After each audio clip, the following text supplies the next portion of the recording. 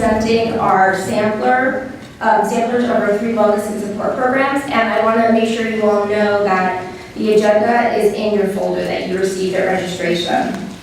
So Dave Tabaki is going to present Dance for Parkinson's. Anthony Christian is going to present Rocksteady Boxing. And Robert DiGidio, Physical Therapist Extraordinaire, and yes, that's part of his title, that's his official title, will present Exercise for Parkinson's. So, gentlemen.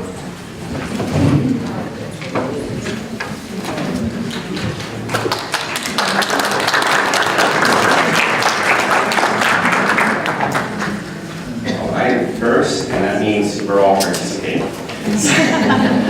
So I'm not going to do much talking, we're going to actually do more doing. My name is David Tabaki. I have been running the Dance for Parkinson's program at New Jersey Ballet since 2013. The program is free for all participants.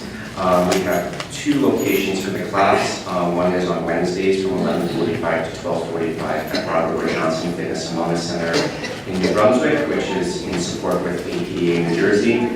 And then we have a class on Thursdays from 11:45 to 12:45 at the New Jersey Ballet Studios in Livingston.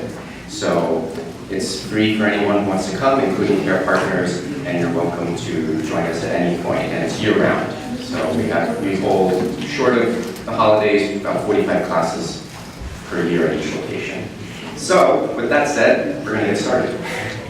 I need a check.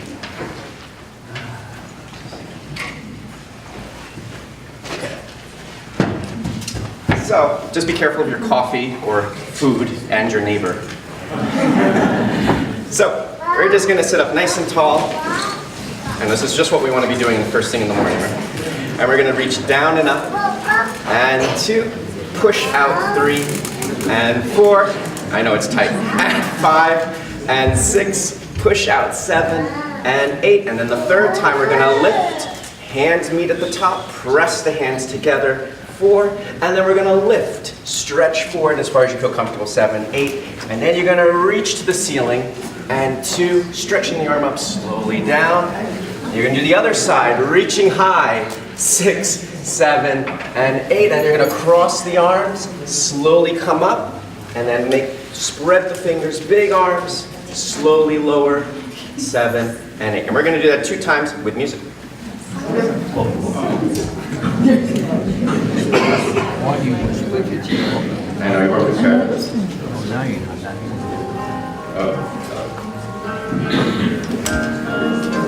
Okay, here we go. Sitting up nice and tall. And 1. And push. And 2. And push. Third time, 1. Hands meet. Press together. Lift. And stretch forward. And we reach up to the ceiling. 2. Good, other side, reach high. And down. Good, and rolling up. 2. Big hands. Good. Sitting up nice and tall, one more time. Here we go. 1, 2, push. Good. 1, 2, push. And third time, hands meet, and high arms, stretching forward, and reaching up to the ceiling, 1, and down. Good, other side. And down, give yourself a hug, slowly roll up, 2, big hands, open wide, sitting up. Good, all right. Good, everybody. All right.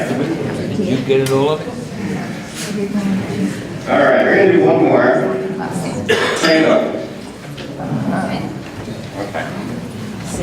And we get to say tango, so we're going to spell it out. So, you're going to start with your feet together, and you're going to lift one heel at a time, and we're going to spell out tango to the tempo. So you're going to go lift the heel T, switch A, N, G, O. T, A, N, G, O. T, A, N, G, O. T, A, and G, O. That's what the legs do, and we're going to do that a couple times. Then we use the arms. Just be careful of your neighbor. T, A, N, G, O. T, A, N, G, O. T, A, N, G, O. Good. T, A, N, G, O. Then you do the legs with the arms. T, A, N, G, O. T, A, N, G, O. T, A, N, G, O. T, A, good, N, G, O. I know the brain hurts already. So, we're going to do that with music. So we're going to do the legs first, the arms second, and then everything together. All right.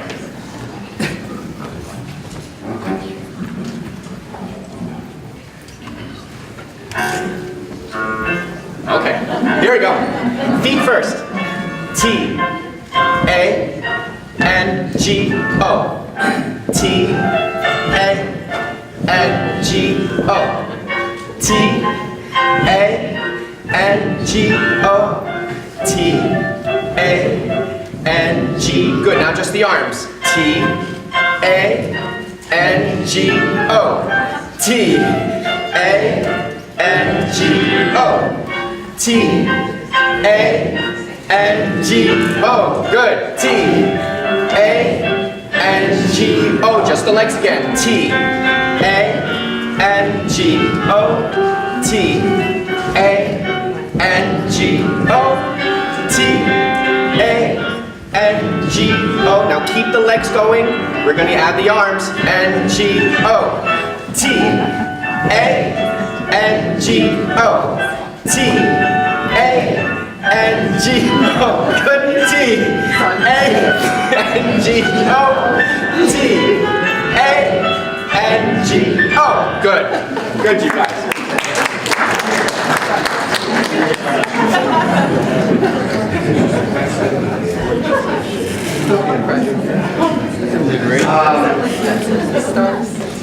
The way that class works is that it's a progressive class. We actually start, it's an hour class, and the class starts for the first, give or take 20 minutes, is seated.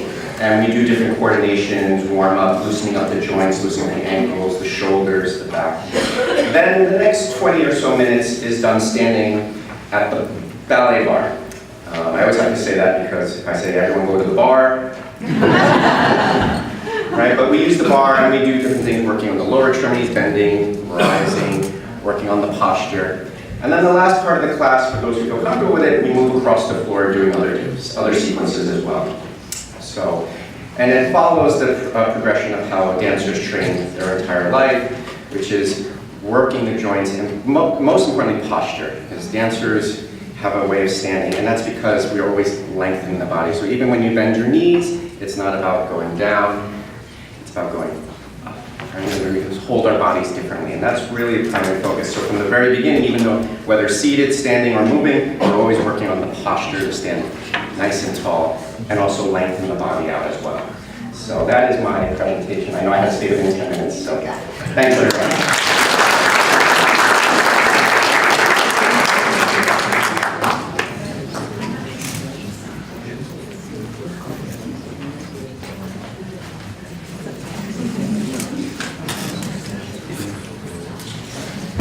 Hi everybody, I'm Coach Anthony, Rocksteady Boxing. Locations in Bridgewater, Martinsville, New Jersey. And 2 years ago, I started a program. There was 200 affiliates. Now there's 500 throughout the world. Japan, China. It's amazing how it's growing. And why? Results. Results. People keep coming back. It's not about, oh, I don't feel like it today. Please speak louder. I don't feel like it today, they say. I'm sorry.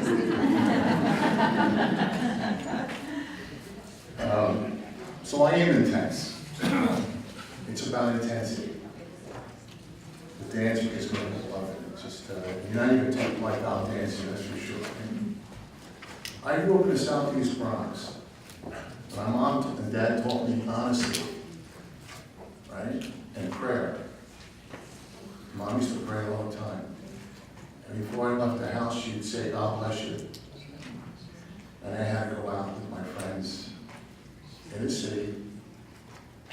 All kinds of people. I mean, the culture was unbelievable. It was a melting pot. It was great. The greatest time of my life. 4th of July every day. I learned so much. But there was always this danger. There was always this danger. We learned how to defend ourselves. But Mom and Dad said, honesty. I come home with a black eye. Mom, Dad, it's not working. Every time I try to be honest, they take advantage of me.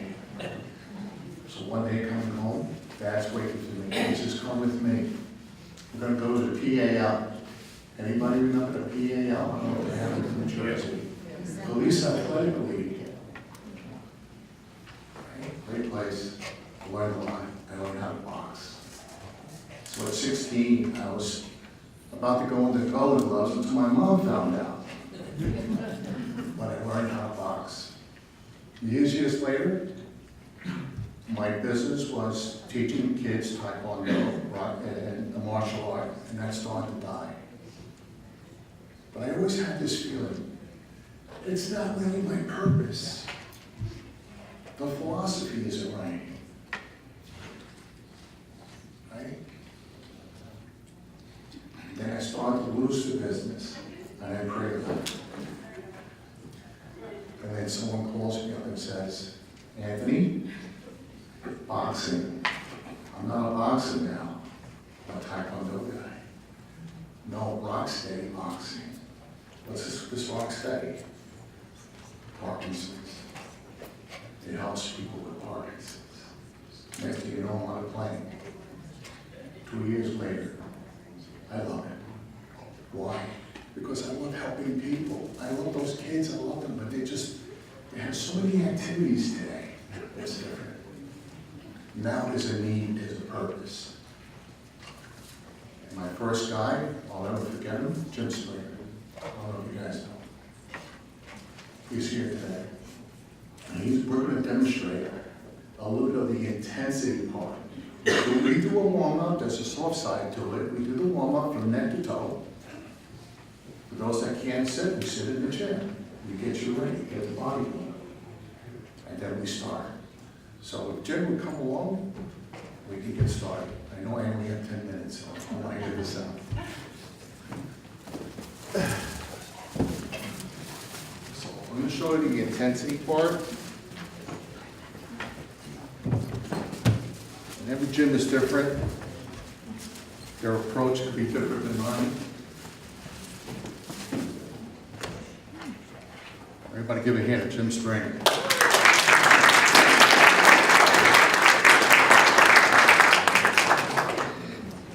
Okay, so after the warm-up, we take a walk. I'll ask the boxers to take long strides as they're walking around the gym and moving their arms, making sure they got that stride right. Sometimes we do stepping up, right? And then we get ready. We face each other. We bend our legs, and we hit. 1, 2, 3, 4, 5, 6, 7, 8. We go up to 20. Then we go high, high. And notice that round. It builds up the shoulders. And we count together. 1, 2, 3, 4, 5, 6, 7, 8, 9, 10. Whoa. 1, 2, 3, 4, 5, 6, 7, 8, 9, 10. Right leg back. Fighting stance. Boxer stance. Left, rights. 1, 2, 3, 4, 5, 6, 7, 8, 9, 10. Thank you, sir.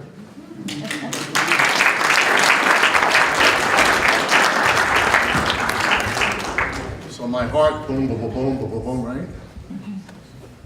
And he's going to put on his gloves. And we're going to work on hand-eye coordination. So here's what I discovered. I want to talk to the neuro doctor about it. How does it help? Right? The exercise? Yeah, intensity. You just saw it. Keep coming back. But how do we, what do you mean by fighting the disease? What color? What color? What color? Black. So, if he's hitting this target with his left hand, and he's hitting this with the right hand, and every time I count, he throws the left and he throws the right. If he misses, he uses the right hand instead, I call that Parkinson's, and I give that guy a point. So Parkinson won that first round. And when I tell him that, oh no, I want to try it again. So right leg back. Ready? 1. Get 2, 3, 4, 5, 6. I'll hit this one first. 7, 8. So that was 2 for Parkinson's, because the sequence was wrong. You got it? You got it? No. Okay, I'm glad you told me that. Right leg back. So the sequence is left, the red, right, the black. If he does it the opposite way, it's wrong, right? Yes. 1 point for Parkinson's. You got it? Yes. And if you notice, I'm counting to 10. Try it again. Left, right. 5, 2, 3. 5. Left, right. 6, 7, 8, 9. How many went to Parkinson's? How many went to Parkinson's? 1. When I tell them that, you know what they say? I want to do it again. I want to do it again, he says. And that's what we're fighting. He gets the score, winner, 1. Beat Parkinson's today. And that's what it's all about. Okay? So that's basically what it is. Thank you, Jim. Appreciate it. And I give information in fact, you guys like to look at it. It's the intensity. It's the intensity. Yes, we can do the stretching. It's great. You need a repertoire of other exercises. Dancing is great. All that is good for you. The stretching is wonderful. Circulation yoga is wonderful for circulation and stretching and movement. You need the intensity as well. Okay, so we're all over now. If I could ask, Yes. where can I get some of those black square things? I'd like to practice at home. They all tell me that, and I lose that. This could go online. It says Tiger Claw. We can practice together. You gotta be careful. You gotta know what you're doing. I've got hit a couple of times. But yes, you can do that. You can try. And what's the thing is that where we are, we're all together. We all have the same thing, and we've got a nice little club, and we cheer each other on. Everybody repeat after me. Winners never quit. Winners never quit. Quitters never win. Quitters never win. I'm not a quitter. I'm not a quitter. I'm not a quitter. I'm not a quitter. I'm a winner. I'm a winner. Honest mind. You gotta touch. Honest mind. Loving heart. Strength to the body. Rock steady. Can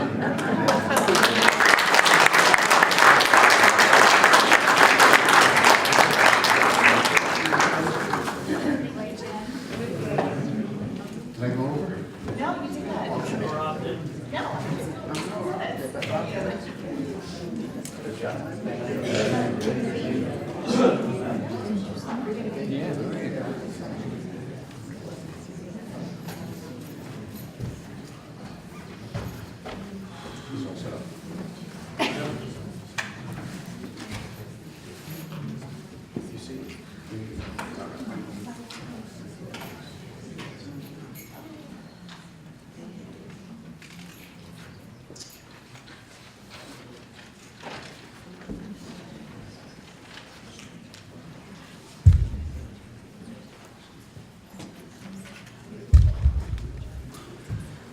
Okay, good morning, everyone.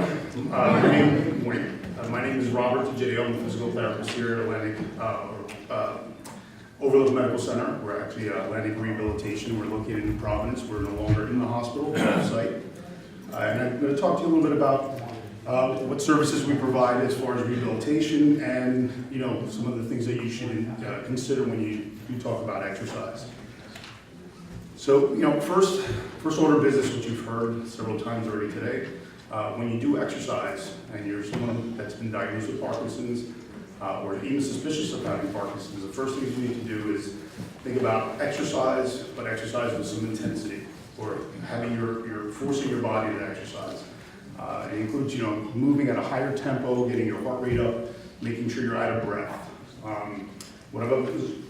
What I have observed in the clinic, and what you're seeing more and more in the literature, is that higher intensity exercise really has a huge impact on either slowing down the disease or actually maintaining your symptoms. There is a lot of value in all the other exercise modes and modalities, as far as yoga, dance, they all have a real significant place in managing your body. But what I tell most of my clients, and many of you here have been to me or have interacted with me at some point, if you don't exercise with some intensity, you're probably missing the boat. The disease will continue to progress, and you may not have the impact that you think you're having. So the other question or offset question to that would be, well, if I don't know how to exercise like that, or I've never exercised that intensely before, how do I do that? Well, I highly recommend finding either a therapist or a trainer that can help condition you and bring you to that point that will ultimately help you to exercise optimally. And then the other things that you should consider when you exercise is that because the PD and many people will slow you down, make you move a little more stiffly, your exercises should include large, multi-directional movements. And that can really include a lot of different things, from walking big, standing up and sitting down with some speed, or with your arms over your head. There's just a whole variety of things that can be done. And just to keep harping on the aerobic component or the higher intensity exercise, when you do come to a session with me, for instance, if I do an evaluation, on my evaluation, I typically tell people what to expect, what's required of them, and how to sustain that for a long period of time. And I always start off with the aerobic exercise. Now, traditionally, when you say aerobic, if you walk on a treadmill for, let's say, 2 miles an hour for a long period of time, that is technically aerobic. But the way I try to have my clients envision it is the volume of blood and oxygen that gets up to your brain. Because when you exercise, generally, you're getting everything from the neck down. You're addressing your joints, addressing your large muscles and your skeleton, but the problem, where everybody's problem is between your ears. So getting enough blood and oxygen up to that part of the brain to really help have an impact on the disease is the key component. So again, you need to be winded when you exercise. To repeat it again, the activity should be whole body. I really prefer using the body to exercise versus using machines. Machines are nice for resistance and building strength, but more often than not, you're in a seated position and isolating a body part. You're not really using coordinated movement. And as most of you should know, Parkinson's really is a problem of your motor coordination system. And when you exercise that way, that really helps to offset what the disease may be doing to you, or at least help you manage how you move and your quality of movement. And then, there's a variety of things to when you do exercise. Just doing the same thing over and over and over again indefinitely usually sets up the body to either overtrain or miss parts of your body that you're compensating for. So you shouldn't, have strength training. There should be flexibility training, balance training, and a variety of things that make you, or address things that you do on a day-to-day basis, like your functional activities. Machines have their place, but I usually tend to leave that down the road and really focus on using your body to move. And then if you do have a trainer or you do go to physical therapy, that therapist or trainer should be with you the entire time. If you're going somewhere and your time is being divvied up between 4 or 5 other clients, which in an orthopedic setting is very appropriate. They can be very skilled and do that. But with the problem that many of you are having, 5 or 10 minutes of one-on-one contact and then moving on, really is going to have a tough time achieving that higher intensity exercise in a safe way, in an effective way. And then to be able to self-gauge, did you do enough? When you're done exercising, you should feel tired. You should feel like something was done. Should feel a little sore, and that's okay. It shouldn't be painful where you're in a lot of pain, but you should feel that something was done. Think about going up and down the stairs a couple of times in a row and being a little out of breath, maybe the legs being a little bit heavy and tired. Those are things you want to look for when you exercise. If you walk out of your exercise regimen and you pretty much feel as crisp as you did when you came in, you probably didn't get what you wanted. And at our facility, just to talk a little bit more about the programs that we have a post-rehabilitation program for those who may want to have one-on-one supervised exercise. Either if you've gone to rehab for a period of time, or you come to me to do some exercise training. Once you're done, we have a program that you can continue to do exercise in a gym setting within our clinic. And we have a gentleman named Michael Jordan, and he can help monitor you as you exercise and try to continue the program we discuss and what we've established. So you don't have to be a rehab client. You can be off the street and look into it. I don't remember the numbers at this point. They might have changed as far as the cost. But it is a rehab setting where you do have multiple individuals that can help monitor you and just make sure that you're exercising in a safe way. I also run a class out in the community at the Berkeley Heights YMCA. We do that every Friday between 1:15 and 2:15. The classes are designed for a little higher intensity. The rock steady boxing is something closer to what I try to get my clients to go towards as far as higher intensity exercise. That's just a different mode of exercise. Boxing is excellent, has a lot of great value to it. I try to do something that's a little bit, maybe a little step down or in between, just to have diversity to things that you can do. It is for higher functioning people, so if you do use an assistive device, have a tough time getting out of a chair, this may be a little bit too strenuous for you. You might want to look for something a little more at your pace. Just a few things, if you do want to observe or try the class that I run, you should be able to climb 3 steps without holding on, stand on one leg for about 5 seconds, walk without an assistive device, or just have a cane just to be able to steady yourself. Or you can just feel that what you're doing is just become too rudimentary or too mundane and you want to change it up. So I usually tell people to come and check it out. It's a pretty good class. You get out of breath. It's about an hour long. And many of my clients after rehab will continue to use that as a way to continue to exercise. One of the strongest things I can recommend for people that are diagnosed with Parkinson's or even after you've been diagnosed with Parkinson's, you really try to find a physical therapist that understands the problem. There aren't too many that really focus on this as a specialty. I didn't volunteer for this, so I was actually volunteered by someone. And over the years, I've just tried to hone in my abilities to help this population. So having somebody to help guide you and customize programs for you is very important. What may be appropriate and very effective for one person may not be for the other person. So just doing whatever you read or whatever somebody else is doing may not necessarily be the right thing for you. I really want to have somebody be able to customize what you're doing, give you some recommendations, and figure out, what you should be doing, what you should be including in your program. Many of us have a lot of musculoskeletal problems, meaning shoulder pain, neck pain, back pain, a multitude of other things that may prohibit you from exercising the way you need to.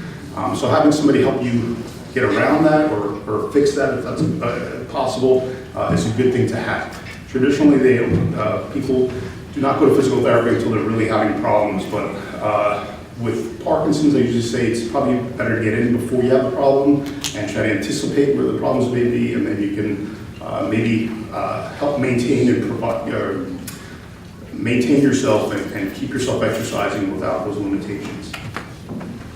And then just some contact information. I have a table in the back with some cards and some general information if anyone's interested. We're, again, Atlantic Rehabilitation. We're out of Overlook Hospital, but we are off-site in New Providence. The phone number is up on the screen. My name is Robert Tegidio, PT. I don't know about the extraordinary part, but Michael Jordan is the exercise physiologist who does help with the post-rehab program. Okay. It's hard to demonstrate what I do in a crowd like this because it does have to be customized and have many considerations. But if anybody has any questions, they can come back to me and speak to me when we're done or whenever you have an opportunity. Okay? Thank you very much.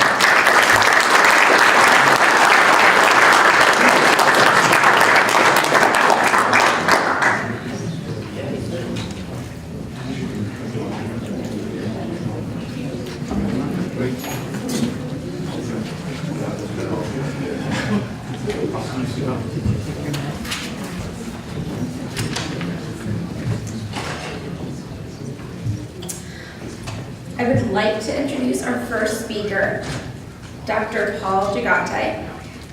Dr. Gigante graduated from Harvard Medical School and completed his residency in neurosurgery at Columbia New York Presbyterian. He went on to complete fellowship training at Stanford University in functional neurosurgery, where he, can you guys hear me? No. No. Hello? Hello? This one. Okay. Hello? Okay. I'm going to start again. So Dr. Gigante is our next speaker. He graduated from Harvard Medical School. He did neurosurgery residency at Columbia New York Presbyterian. He went on to do his fellowship in functional neurosurgery at Stanford, where he focused on deep brain stimulation. And he, from there, went to Minneapolis, where he built a deep brain stimulation program among multiple institutions to help the underserved get access to care. So we would like to welcome Dr. Gigante.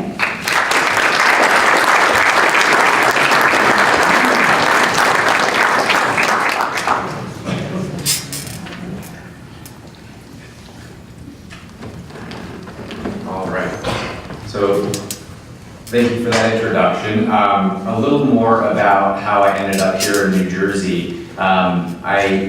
In my travels across the country to learn about the detailed ways and different ways that you can do deep brain stimulation surgery, I remained in contact with the Columbia University group of neurosurgeons with whom I trained, and ultimately they said, would you be willing to come back from Minneapolis and start a practice for us in Central Jersey, again keeping with the theme of we don't want patients and their families, particularly our Parkinson's patients, to have to drive across bridges and tunnels to get their care. We want to have really good, high-quality, academic-level care in the community so that patients can have frequency of appointments and ease of appointments.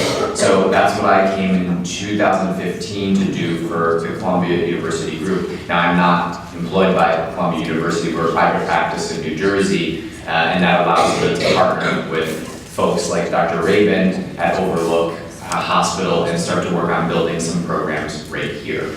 And I, as well as Dr. Rabin, have seen, I think that in the past 10 years, patients have been driving to New York for care very often, or Pennsylvania sometimes. And so I think that's starting to shift now that we're hiring more and more people who are specialty trained to do these sorts of things. So this was the difference in my fellowship and then my first practice. And coming to New Jersey, I thought, well, this is gonna be nice weather. And then my first DBS case back here in 2016 was during one of those giant snowstorms. We did not cancel. We do not cancel for weather. So, okay, I thought today we would talk a little bit about Parkinson's in general from the clinical side. And most of the people in this room, I'm guessing, are either people who have Parkinson's or family members or friends. Is that true? Yes. Okay. So many of you know these things already and you've heard them ad nauseum, but I think it's worthwhile to just do a quick review about what Parkinson's disease is, and then we can tie that into what the benefits of medication or surgery might be. So there are really three hallmark symptoms or signs of Parkinson's disease. The first is bradykinesia, which is the slowness of movement. And oftentimes patients tell me things like, well, I used to be able to get ready in the morning in 10 minutes and get dressed. Now it takes me an hour to get dressed. And part of that is the bradykinesia, or the slowness of each movement. The second is the rigidity or the stiffness. This is something that we notice a little bit more as examiners in the beginning. You can feel that someone's arm or leg is a little bit stiffer than it should be. And then as time goes by, caretakers and family members tend to notice these things when they're trying to help them get from point A to point B.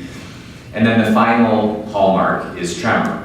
Not everybody has this, not everybody will get this. Some people have no tremor whatsoever throughout the entire course of Parkinson's disease. But that tremor is a very distinct tremor. It's typically at rest, and they call it a pill rolling tremor, which is very different from a condition that is super common in the community, essential tremor.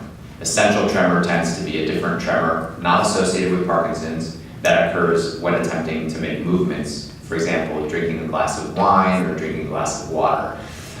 Interestingly, and we're not going to talk too much about this today, but those patients with essential tremor do really well with deep brain stimulation surgery also. So those are the three main movement-related symptoms that we think about when we think about Parkinson's, but then there's a whole host of other symptoms that come along with Parkinson's that should not be neglected. And when I say not be neglected, I mean by healthcare providers. We have to be talking to you guys about these things and helping to make sure we have solutions for these things, which is why, the physical therapy and the different types of movement encouragement programs are really fantastic. So posture is one, balance is another. Sometimes people start to have falls over the course of time. Fatigue, sleep disturbance. Sometimes people sleep too little as compared to what they did before Parkinson's set in. That's what I hear most frequently. I get up at 4 in the morning, or I sleep 3 hours. Other times people sleep a little bit more, and then sometimes it's just all over the place. Some good nights, some bad nights, up all night.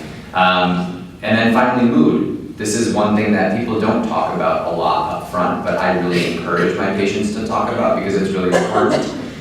When particularly there are treatments that can help elevate mood. Some people say, well, just having Parkinson's disease in general is something that's really tough and it affects my mood. This is something that's different from actual chemical depression that comes along with Parkinson's disease that can totally be treated.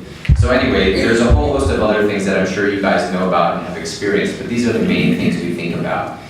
Why does it occur? Well, it occurs to the best of our knowledge because there's some degeneration of neurons in the brain, and we don't understand why it happens. It's the same thing along the lines of MS and other conditions that affect brain tissue. We don't fully understand why this happens and when it happens. We know it's kind of genetically linked, but it doesn't have to be.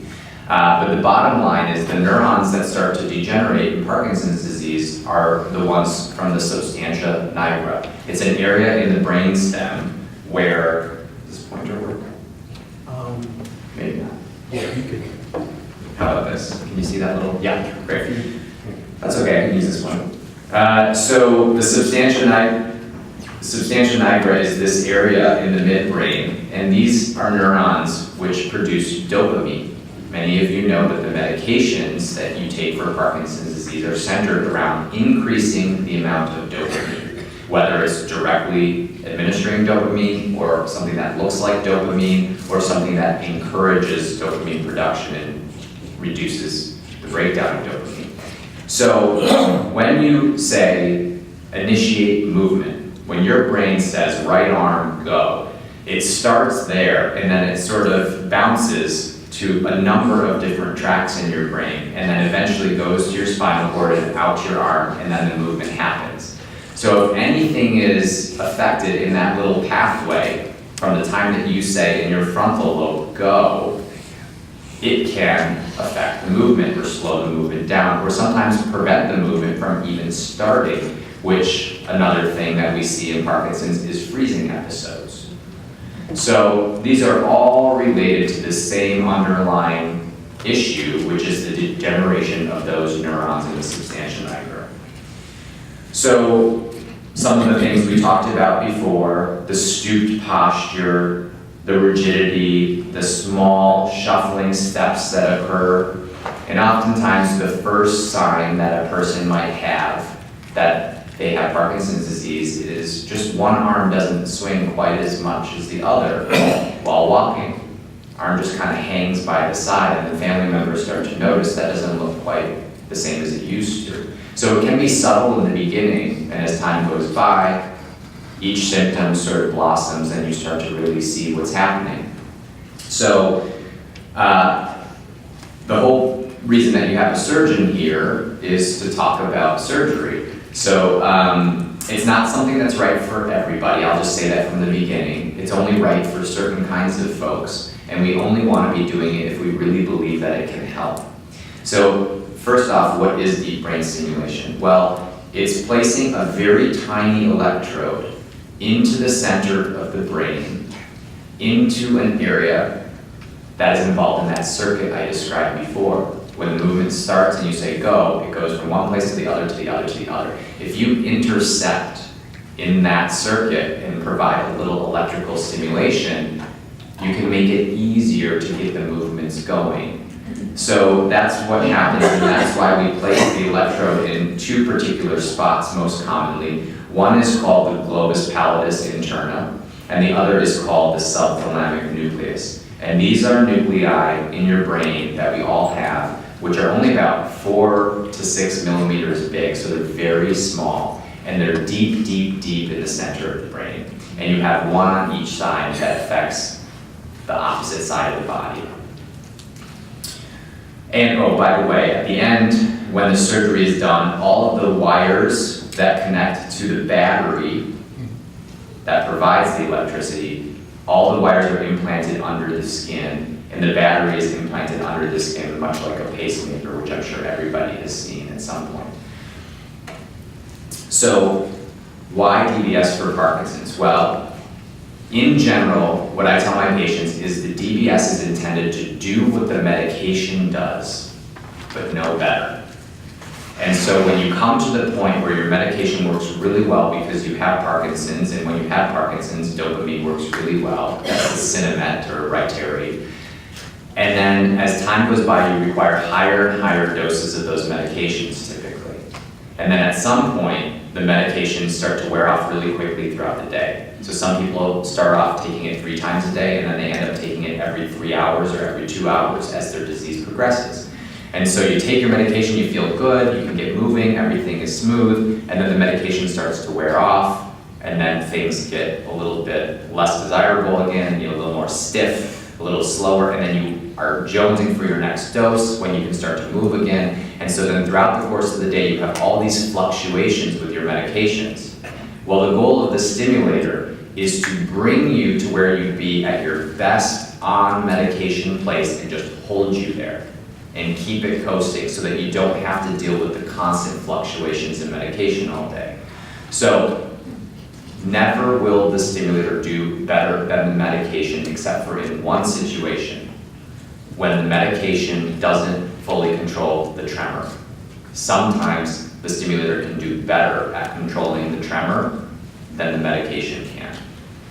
So then another thing that happens when people go up in their medication doses over the years is that their dyskinesias start to happen.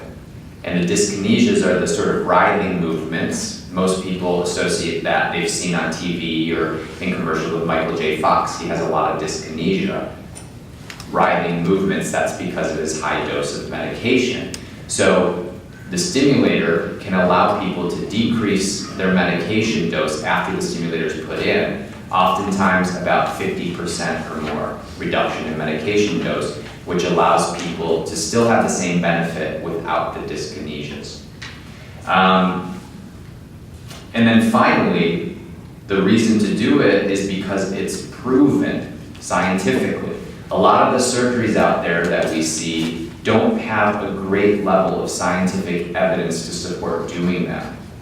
DBS is the one thing that has been studied extensively, and you can actually control the study. You can turn the electricity on or off and then see the difference between the two. Most surgeries, you can't turn the surgery on or off. You just get the surgery, there's no going back.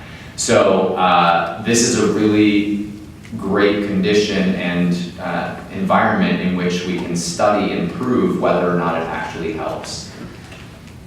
And just so you know, these are the major trials that we've talked about over the years. DBS isn't that old. Prior to deep brain stimulation, putting this electrical wire in the brain, they would just burn a little hole in that same area that we're talking about, that nucleus where the stimulator goes. They would just burn it in order to get the benefit. Well, you know there's no going back on burning a piece of brain. With the stimulator, you don't damage the brain. You just put it near the brain and it provides electricity. You can turn it on or off. So prior to 2006 or 2002, really the only procedure people were performing since the 1960s was the burning procedure. And it worked well. But again, if you can have something that's reversible, it's preferable. So once all these studies were done about stimulation, we really accepted in the medical community this is a great thing for patients. It can benefit them, and mostly it helps with the motor functions that I spoke about before. The bradykinesia, the slowness, the rigidity, and the tremor. So, how is it done? How do we get to that tiny little almond-shaped 5 millimeter thing deep in the center of the brain with great accuracy? It has to be accurate, because if you're a couple millimeters to one side or the other, you're not going to hit that nucleus and you're not going to have the benefit. So we use a GPS system. This is the area in the brain that you need to be in, zoomed up. And so deep in the center, you have to find this one little patch of brain cells out of all these complicated patches of brain cells. So that's called the subthalamic nucleus, or STN. The other target that I talked about is the GPI, but in this picture we're looking at the STN. I think of it just like normal GPS. My favorite place to eat chocolate cake is at Junior's. So how would one find Junior's on your GPS if you needed to get there? Well, Manhattan's a pretty good example because it is essentially a grid. And that's what GPS is based off of, a grid and coordinates within that grid. So, in the brain, there's that tiny little nucleus where you need to be. And a grid is formed based on the preoperative MRI and the CAT scan. And then the computers and our calculations can tell us how to get exactly to that point in space. And in order to get to that point in space, you need a reference. And that reference is a head frame that's put on before surgery. Now, classically, and at every institution aside from Stanford University that I had practiced at, they use the head frame. And I think most people in the tri-state area use the head frame. I know how to use the head frame, I used to use the head frame, but as you can see, that's a big, bulky thing to screw onto the skull for a 4-hour surgery. And if it's 4 hours at a private practice setting where you're really efficient, at an academic center, sometimes it's 6 or 8 hours. So this is why I have started to hone my career and my experience around finding the way to get the surgery done the fastest and most efficient for patients with the most comfortable experience. Because very often, driving into Washington Heights and parking for $80 and then having an 8-hour surgery with research and residents and physicists and being locked into this big head frame for the entire time is not the optimal experience for somebody who just wants their wires done well and out of there. So how do we do it better? That's why I chose Stanford to do my fellowship, because they had developed a frameless system that doesn't involve putting this big clunky thing on the head for the duration of the surgery. So, as I said, that's how we get to the point with the traditional head frame, and the micro wire is sent through the trajectory that we selected to the center of the brain, and the wire is recording while it's passing through the brain so we know exactly where we are. And then when the wire is where it's supposed to be, the patient can be woken up from their IV sedation, and then the electricity can be turned on. Now, it doesn't hurt, because the skull doesn't have any pain sensation, and the brain doesn't have any pain sensation. So the only thing that really hurts is skin, and we numb that up at the beginning of the case. So that's why there were a couple commercials out a couple of years ago doing awake brain surgery where they sort of made light of it. But it's true, we do a lot of awake brain surgery because it doesn't hurt and it's very easy to do.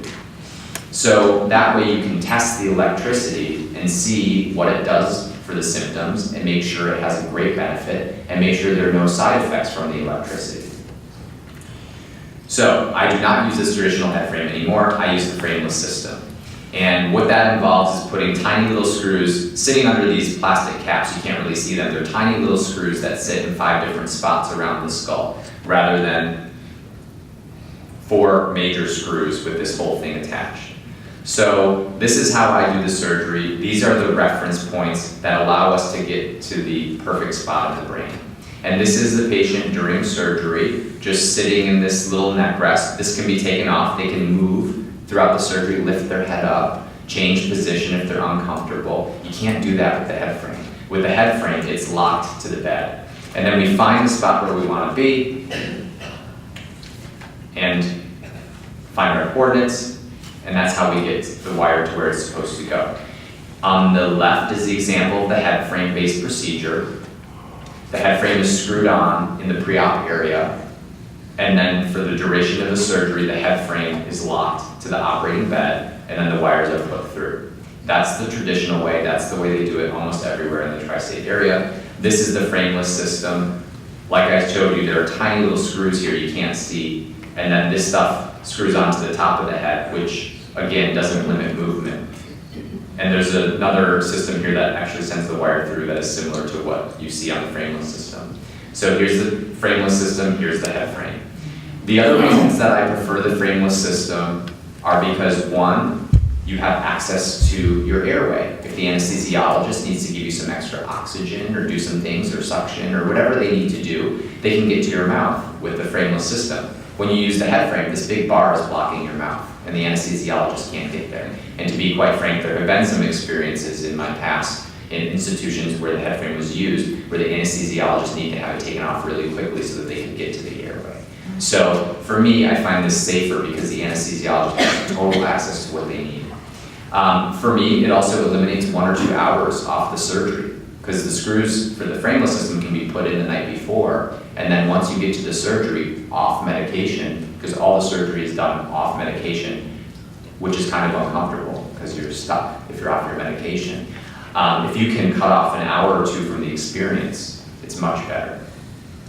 Patients are more comfortable, and if you wanted to, you could obtain imaging during the surgery instead of having this big thing in the way blocking a CAT scanner. You can go straight into a CAT scanner. That's kind of the next place we're going with DBS in the future in the next couple of years, is maybe doing this based on image guidance rather than listening to the brain cells. That's a whole other discussion for another time. So this is me in my younger years, I think, doing a case in Minnesota. This is how it looks. Patients given some light sedation while we get everything going. We use some little rubber pieces and suctions to localize and find our navigation. They're resting comfortably in this headrest, but they can get up if they want. And then once all of this is registered and we know where our navigation system is, we can start the surgery. And this is what it looks like from the top. Here's a tiny little hole. It's about the size of a dime, maybe a nickel, and that's where the wire goes through to get to the spot we want it to be. And then the wires are tunneled under the skin. So who does frameless? Stanford, Hopkins, Northwestern, University of California, San Francisco, which is like the biggest neurosurgical program on the West Coast, Duke, Vanderbilt, and then in Minnesota, there were a few others. Here, I haven't really found any who do the DBS frameless routinely who have been fellowship trained.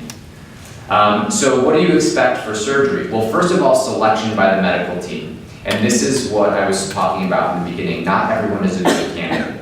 People who are good candidates for surgery have a really great response to medications, and then they have a problem with that, meaning their medications fluctuate throughout the day, they have dyskinesias, or they have a tremor that doesn't really get controlled by the medication. So that's step 1. If your medications work perfectly and you have no problems and you're early on in your disease, you're probably not ready for the stimulator just yet.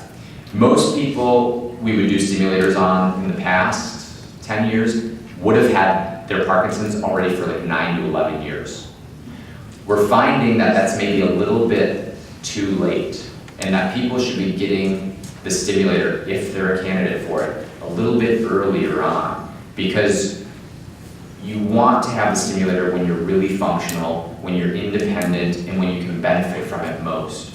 So the general consensus now out of Europe, and it's starting to take hold in the US, is that patients who are maybe 5 to 7 years into their disease, who start to have these problems with medication, as soon as they start to have the problem, then you say, okay, you could be a candidate. Is this something you're interested in?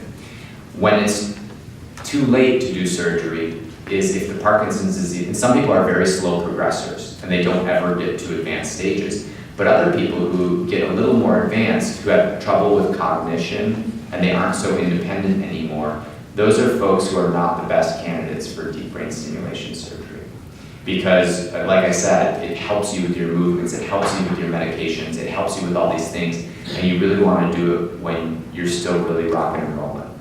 So, and again, some people don't ever get to a place where they have cognitive problems, but those who do, they're not really good candidates for the surgery. So first, it's being selected by Dr. Rabin, and by anybody who you've had taken care of your Parkinson's disease before, such as a neuropsychologist, social worker, physical therapist. There are a lot of people who are involved in the decision-making process to make sure you're set up for success and that you have a support system from your family who can help you get to these appointments. So there's a lot of different factors we consider, but ultimately Dr. Rabin is the person who says, okay, I think this person could be a good candidate.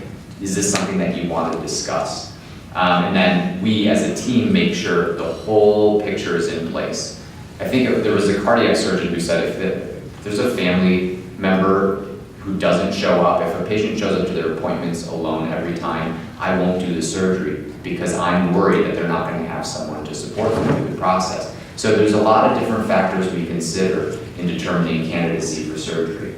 And then if we determine that a person's a candidate, then typically what they get is special testing on and off medication with Dr. Rabin to score the motor movements. And then we proceed with scheduling the surgery if all of that looks like it's good. And when I say it looks like it's good, I mean great response to medication when you're on, and then looking much worse when you're off medication. That's the testing that Dr. Rabin would do.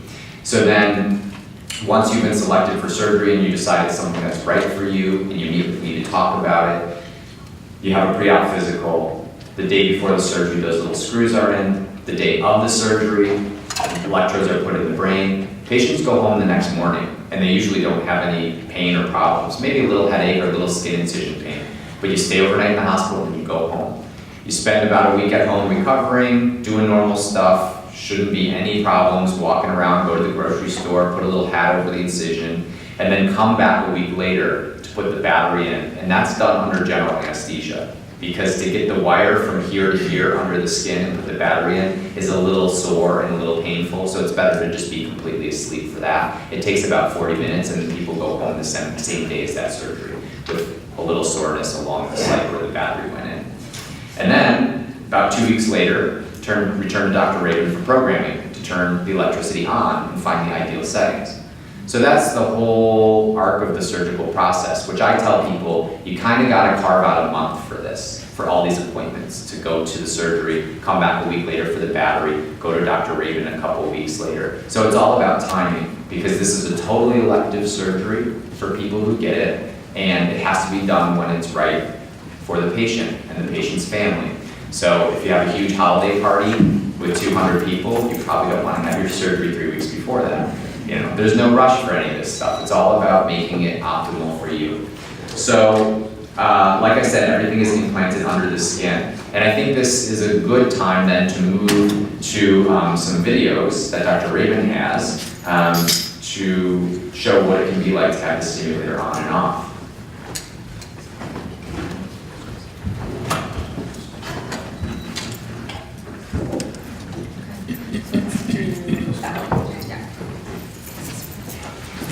Touch your nose.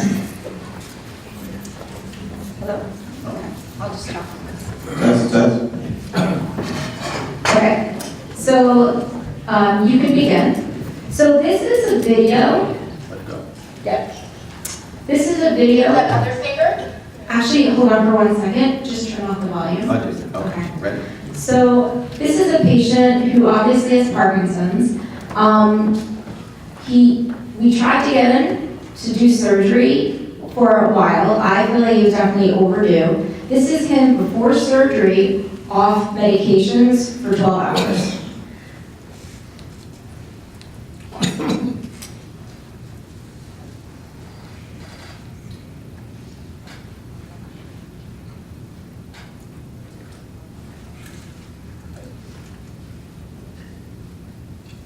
So I'm asking him to get up, turn around and walk out the door, and walk down the hall, and he completely freezes and gets stuck. And I really don't like to let it get to this point.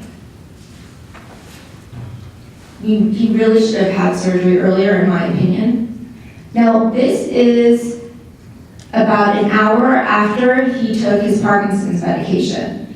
He's definitely faster, still slow though. He does have dyskinesia, so you can see his head going a little bit. Definitely had a really nice response, even if it's not as much where we want it to be with the medication. I could go higher, but just pause for 1 second.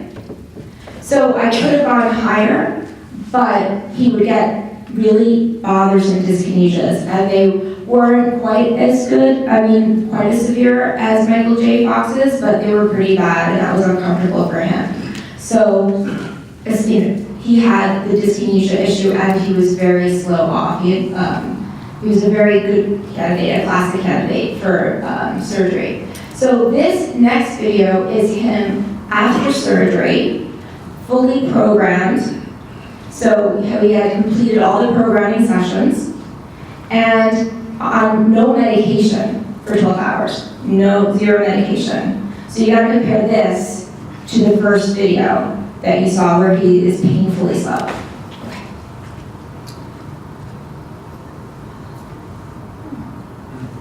Virtually normal.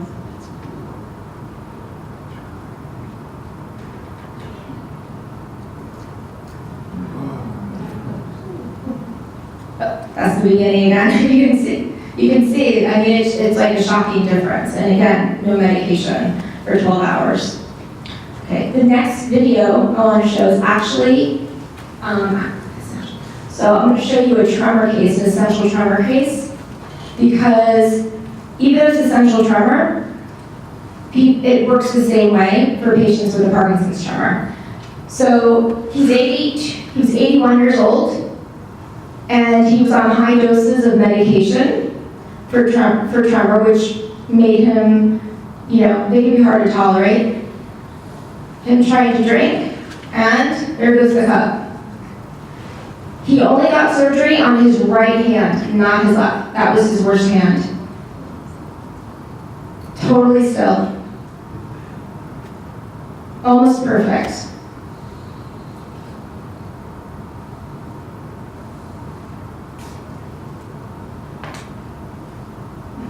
He's asking for a beer. Let's just play it one more time again.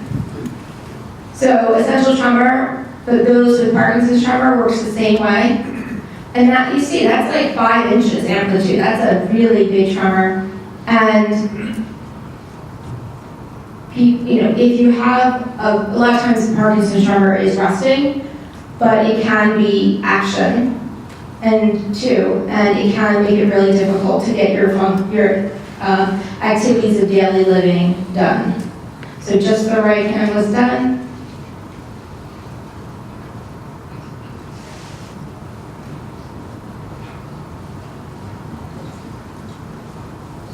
Good to the last drop. So thank you. So now we'd like to ask 2 of our DBS patients to come up and talk to you guys and answer questions. So if Mr. Andres and his daughter Karen and Ms. Myrna come up. Doctor? Yes. Why just the one hand? Why just one? So there's 2 things. He was nervous. And also, because he's 81, we often like to do one side at a time. So it's a little bit easier to handle, like, for them, and then we could do the other side later. So to start with, Ms. Myrna, can you just tell us a little bit about what made you want to get the DBS surgery and what your experience has been like?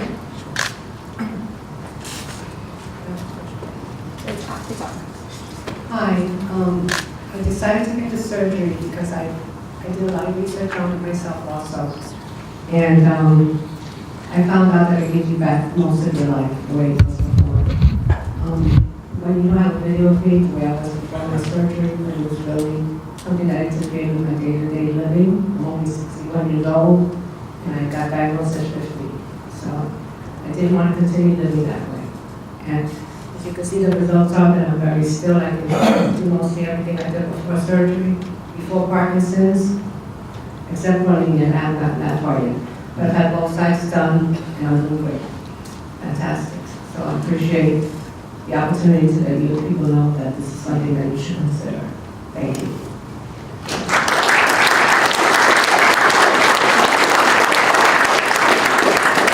And I would add that she actually was falling before she got her surgery. So even, young, she was in her late 50s at that time, and she was actually falling. So it can be, I don't think she's falling anymore. So, okay. So next we're going to have Karen speak for her father, Mr. Andres, because he's Spanish speaking. Hi, I'm actually the caregiver of my father, Andres Tapia, and he had DBS surgery a year ago. He had a lot of fluctuation with medication. It just wasn't on a steady flow. It really messed up his flow of the day and work. He still works and everything, which he loves being active, so it was interfering a lot with that. After the surgery, he has a lot more steady throughout the day. His motor skills look a lot better than before, and his mood is actually incredibly better also.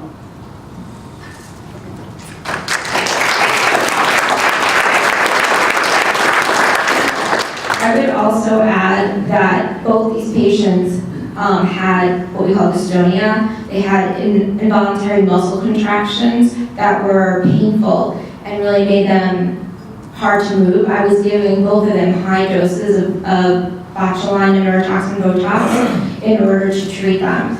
And it was really, even with that, it was difficult. I couldn't give them enough to manage and get good results. There's only so high you can go safety-wise. So they would both get off dystonia, which is like muscular pain tightness. And then they would, I think Mr. Andres would get dyskinesias as he turned on, painful dystonia actually, where he just really couldn't move. Then he would get the peak dose dyskinesias, or peak dose dystonia, as did you. And so it was a lot of life with very stiff muscles, very uncomfortable, sometimes painful. And so most of that has been eliminated. We basically get both of you off of the botulinum injections. We just recently gave you the first dose after a year, but we think we're hopefully going to be able to stop that. So if you guys have, actually let me just ask you, can you tell me how it has changed your life to get it? And where do you think you would be right now if you didn't have it? It's changed my life in the fact that I can continue to work full time. I still hold down to a full-time position. I'm able to drive by myself, not have to worry about somebody taking me to the store, I'm afraid of falling. The fear is gone about that part of my life, falling in the streets and stuff like that. That's very painful, it's scary. And to that extent, it's changed me completely in terms of my moods, my outlook on life, that I can still have another 20 years of life, real life, moving around, taking care of myself. So that's what it's done for me.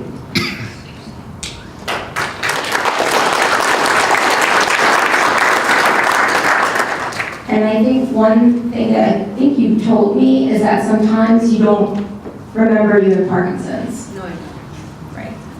You just can forget about it sometimes because you don't know the symptoms. It's easy to forget. Parkinson's doesn't have to be your identity. You're not a Parkinson's person, you're a person with Parkinson's. So there's a lot of other things about you. And how has it changed your father's life?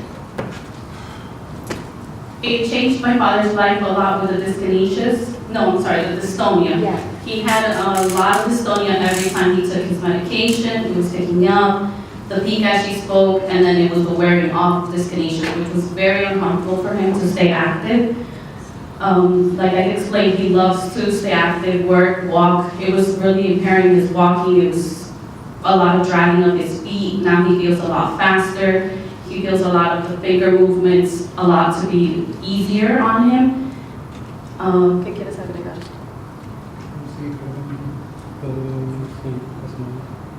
His movements are actually, he feels a lot more normal after the surgery. He's had the surgery a year ago, and I do want to add that the recovery was very fast. The first surgery, I was very surprised that he was home the next day, active, as Dr. Girantes explained already. You can go grocery shopping and everything. He actually went to a wedding a week after. So I was very happy for that.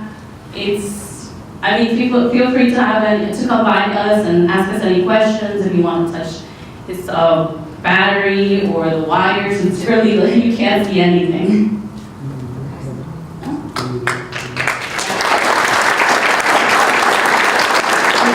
I think it's just also it's a great thing for society and for the individual. I mean, you go from disability or pending disability to ability. So it's really a pleasure for us to be part of it and to give that to you. Yes, questions? Yeah, what about how the eligibility of a person who has a pacemaker? Good question. That should be okay. Sometimes with some of the older models of pacemaker, we need to just do a CAT scan and not an MRI. A lot of newer models, you can't get an MRI. People can have, and I have patients like this, they have the pacemaker on one side and the DUS on the other. They're typically two different state places where the electrodes go, or make the determination of where it's placed. Yeah. Over the years, they've tried to study which one is better.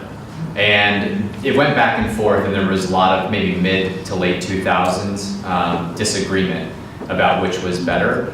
I think what we learned from all of the trials is that one target can be better for certain reasons than the other. So overall, we have the sense that the motor scores, the movements, the speed, are sometimes helped more with the STN target, but then dystonia problems, which are unusual, they're a little bit more rare to have the dystonia, which is the painful contraction, tends to do better with the other target. People who have depression tend to do better with the GPI target. So you really have to tailor it to each patient, but I would say the majority of surgeons out there choose the STN target because the motor results are much better. So default is that one target. You might choose the other target for the specific reasons like dystonia or mood disturbances and that kind of stuff. So one person would not necessarily have electrodes placed in both locations at the same time.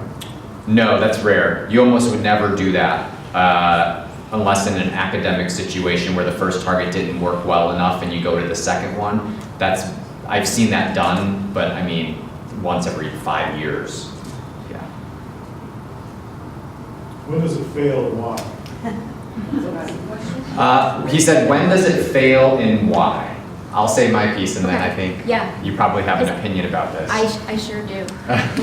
So, when it comes to essential tremor, not Parkinson's tremor, but essential tremor, there tends to be a relapse rate that's a little bit higher down the road. Because keep in mind, essential tremor patients do not have Parkinson's disease. So their essential tremor is probably going to stay the same over the course or just get a little worse over the course of their life. So we've shown that at 10 years, the results aren't always 100%. The tremor starts to recur. So that's when it fails, and that's in a small population of people. Maybe 10 to 15% of people will have some recurrence of their tremor, and I've seen it in my own practice. So that's when it fails for essential tremor. When does it fail for Parkinson's? Well, if you don't put the lead in the best spot, it can fail. That's my job, to make sure it doesn't fail. So good surgeon, good intraoperative team. It can also, let's say it works really well in the beginning. I think maybe your question is, when does it stop working really well? You're not going to change the progression of the Parkinson's disease.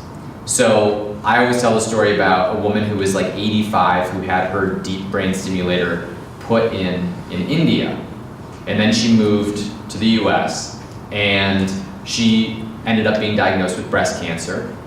And the battery was right there where they wanted to do the radiation. And at that point, she was fully dependent on her care at 85 years old. She had to be lifted out of the van by her family. She was wheelchair bound, all of these things because of her age, but also her Parkinson's was relatively progressing Parkinson's. So she was fully dependent for her care. And I said, well, why don't we just take it out at this point if you want to get your breast radiation? And the family, and she said, no way, I absolutely need it. Even though I'm like 15 years in and my Parkinson's has progressed to the point where I'm in a wheelchair and need to be carried in it makes it easier for the family to have the stimulator on because she's so much looser in all these different activities, getting her dressed, moving her from one place to the other.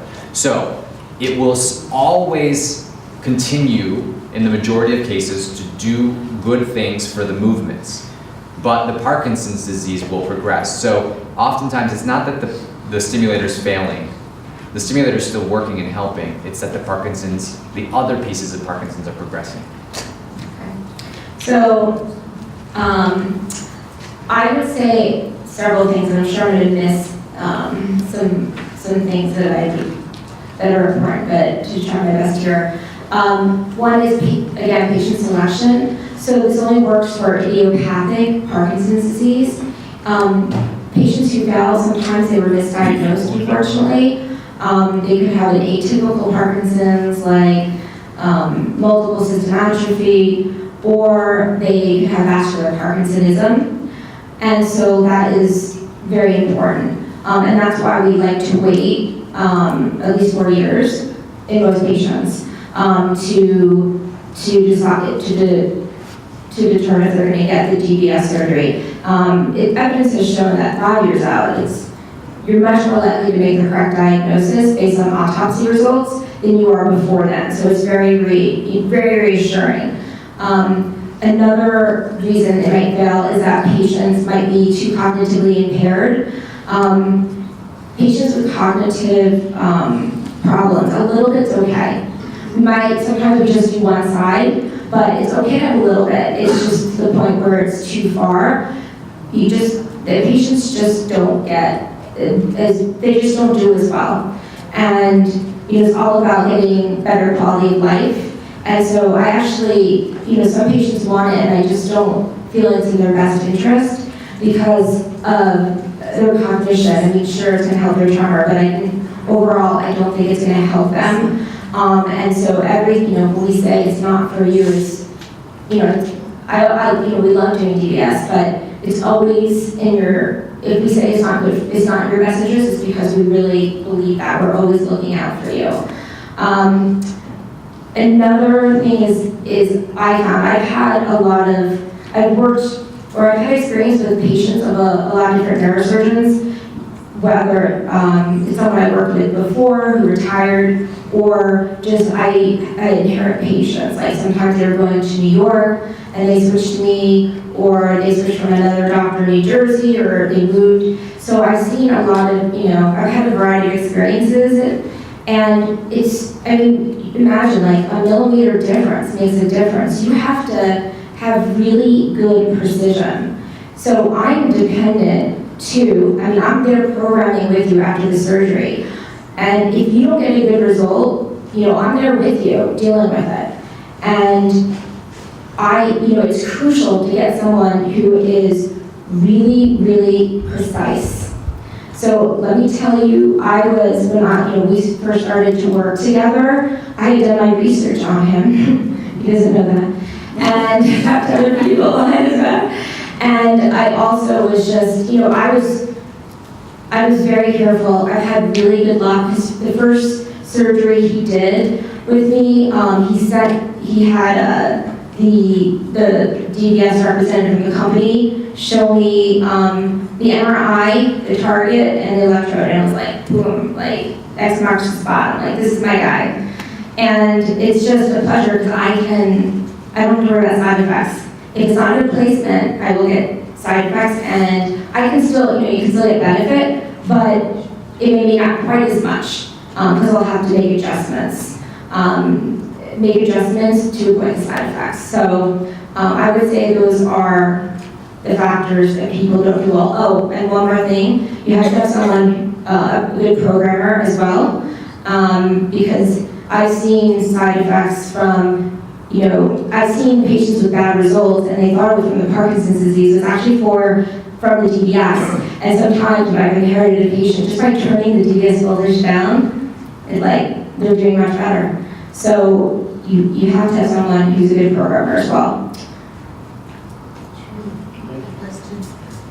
You talked about tremors and different types of tremors, and dystonia, and falling, and depression, and cognitive.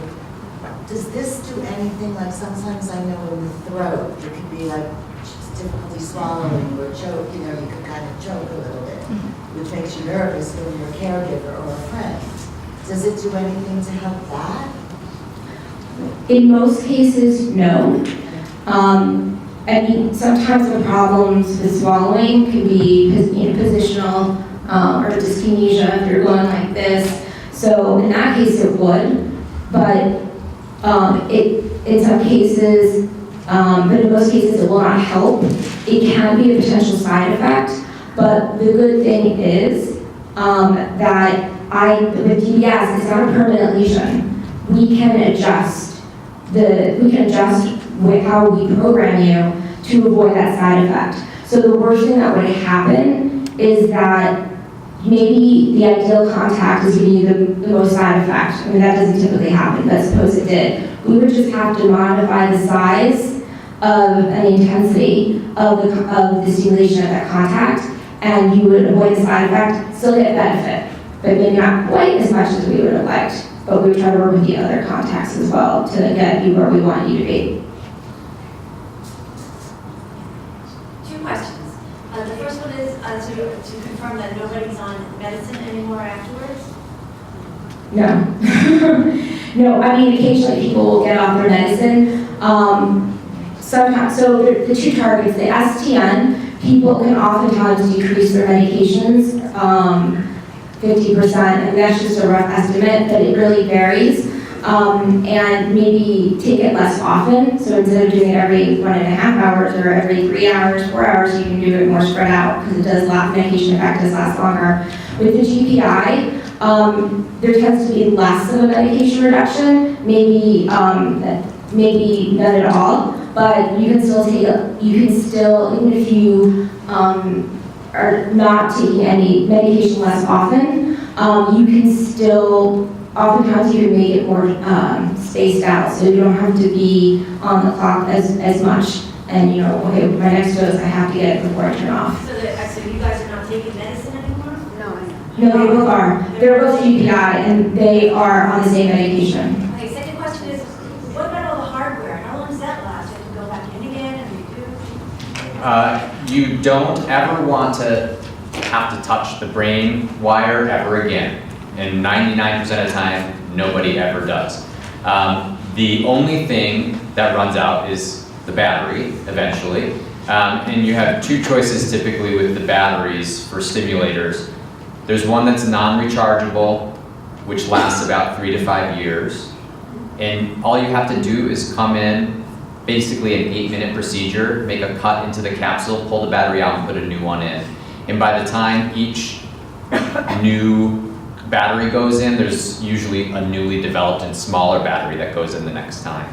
There are rechargeable ones out there that last about 10 years. So the replacements are super easy. Basically a little IV sedation, less than a colonoscopy, and it doesn't hurt because it's just a scar tissue capsule.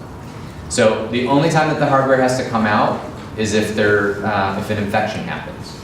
That's rare, less than 1 to 2% of the time. And what is the complication rate? What is the serious side effect complication rate for PDS? So for me, this is one of the safest and simplest surgeries that we do out there in brain surgery. And even I do a lot of spine surgery. I mean, this is so much safer than most things out there that we end up doing. I would say serious complication is less than 0.5%. For him. It's surgeon dependent. Right, so that's the other thing, is the national rate for hemorrhages is, after having the wire go through the brain, about 5% will have some sort of blood that they see on the post-op CAT scan. That's the national rate. A serious hemorrhage that would cause a problem, less than 0.5%.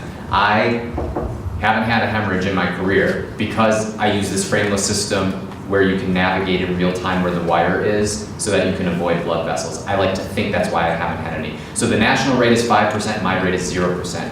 But everything changes. I mean, when I come back here and I'm bald and gray, maybe I'll have some different numbers, you know.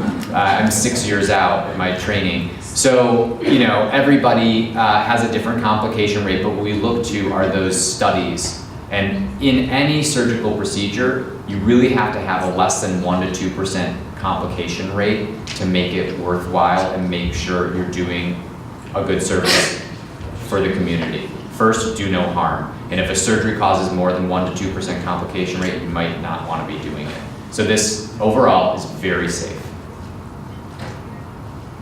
I have 2 questions. One, going back to the question about pacemaker.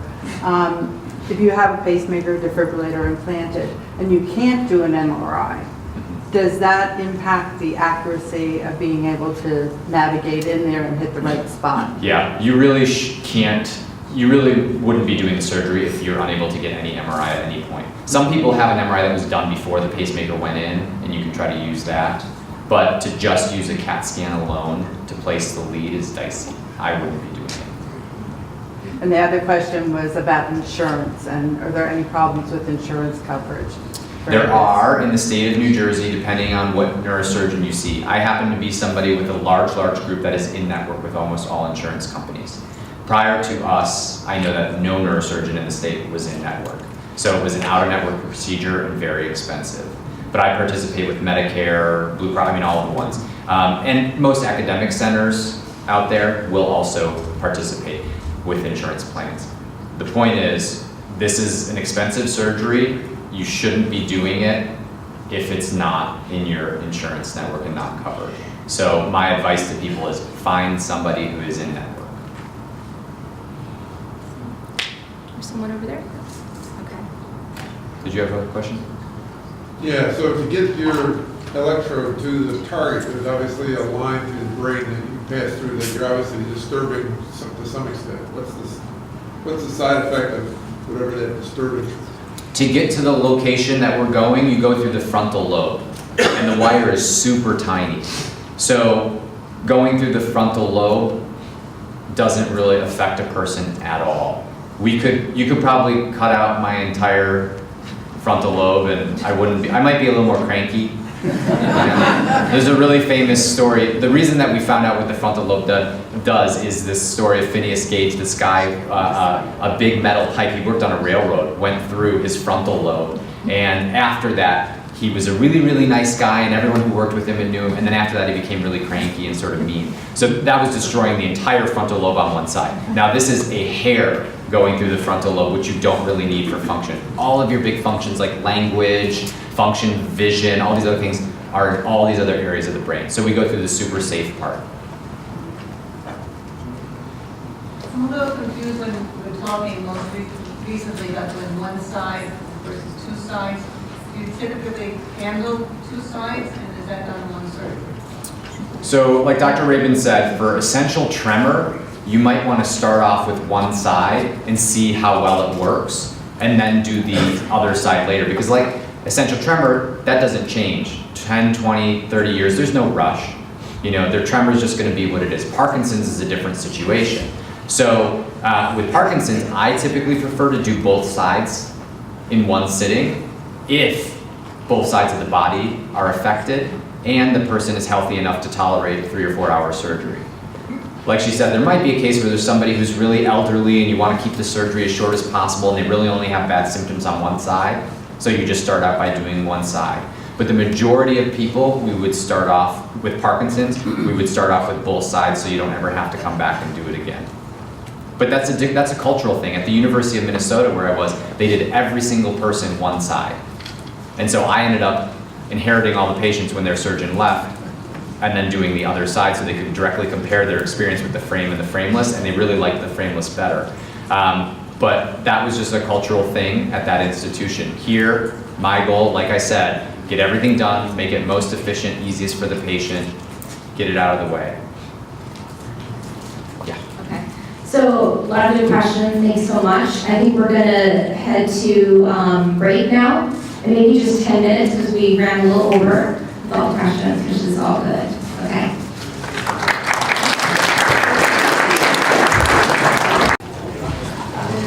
Boy, it got quiet. We're meditating. We're meditating. Good for you. My name's Pat Stein. I'm no stranger to the mental health system. I've been involved at the Morristown Memorial Hospital in the Cancer Center. General Simon Cancer Center. Been involved there for 12 years. Teaching, I like to say guiding meditation. 8 years ago, I was diagnosed with Parkinson's. So I said to myself, you know, the same stuff, the same pressures, the same aggravation, the same anxiety that you feel when you're diagnosed with cancer, it comes with Parkinson's. And I found out something, and I'm sure that most of you feel the same thing.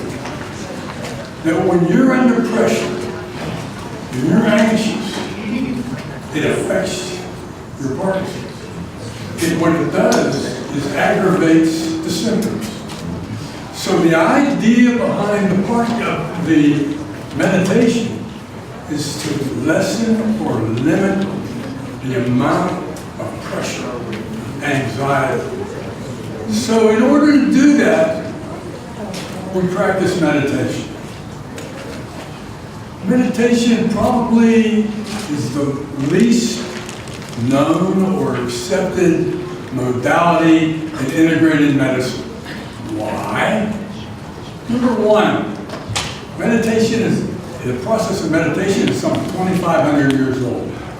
It involved, and it still involves in many cases, religion, spirituality, and you know, that's foreign to us. Consequently, we say to ourselves, I want to get involved in something like that. Then a bunch of really smart guys said to themselves, we're going to write some books, but we're going to change the names of some things so they're more acceptable. So now we have mindfulness. So you have a gentleman in Massachusetts that wrote a book, and it got fired. And John Kabat-Zinn, and it's a super book. The only thing is, and the reason that people are hesitant is because it's tough to understand. I mean, the wording is a little bit difficult. What people don't realize is meditation is simple. It's nothing more than controlling your mind. But listen, you have to think a little bit outside the box. And particularly with patients with Parkinson's, you have to think of your brain and your mind as two separate things. We can't control our brain. It's that electrical generator, and sometimes it gets short-circuited, but we can't do it. But you can control your mind, and that's what meditation is all about. So we talk about mindfulness, and we use mindfulness as a basis for meditation. Now, the theory that we work under is, let's pick a sensibility, touch, taste, smell, your breath. Something that's with you and you can use to focus on. And what do? You say to yourself, I'm going to focus on this. And that's going to take my mind where I want it to be, not where it wants to go. Because since you're a child, it's running wild. Okay? You run a soap opera. You are, in essence, the writer.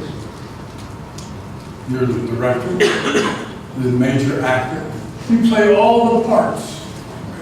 Okay? And what happens is, all this fuzziness that the Buddhists call monkey chatter begins to influence you. Consequently, you can't concentrate. So what we're going to do, and what I'm going to try to demonstrate, and let me tell you, and give me 10 minutes to do a meditation, that's like Russian. That's not what you want to do to meditate. If you're going to meditate, walk slowly, walk calmly, because that's what it's all about. Now, here is a meditation I'm going to teach you that's so simple, all you have to do is breathe. Now, what I want you to do, I want you to close your eyes. I want you to take a deep breath through your nose. A very slow, deep breath. And a very slow, extremely slow exhale. Another deep breath.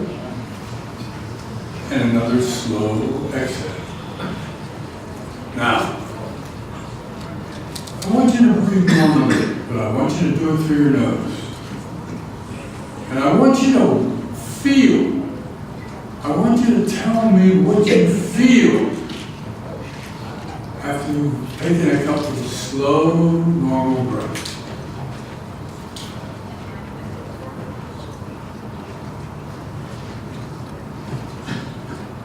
Because of the limit of time, I'm going to tell you what you should feel, or what you can feel, or what you should use to meditate on your breath. Some meditators will tell you to watch your breath.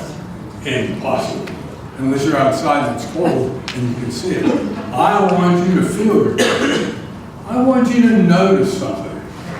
With your eyes closed, breathing in and out through your nose, I want you to notice that every inhale is cooler than every exhale.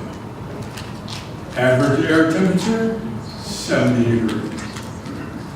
Internal temperature, 98.6. All you have to do is pay attention, concentrate. Concentrate on the difference of temperature between the inhale and the exhale. And just focus. Inhale is cool. Exhale is warm. Now, when your mind wanders, and it probably will, gently, without judgment, without making any judgment at all, just concentrate on your breath. If you lose it, don't knock yourself up around about it, just easily and slowly, carefully, come back, watch, feel, coolness and warmth. I want you to do this for about 4 or 5 minutes.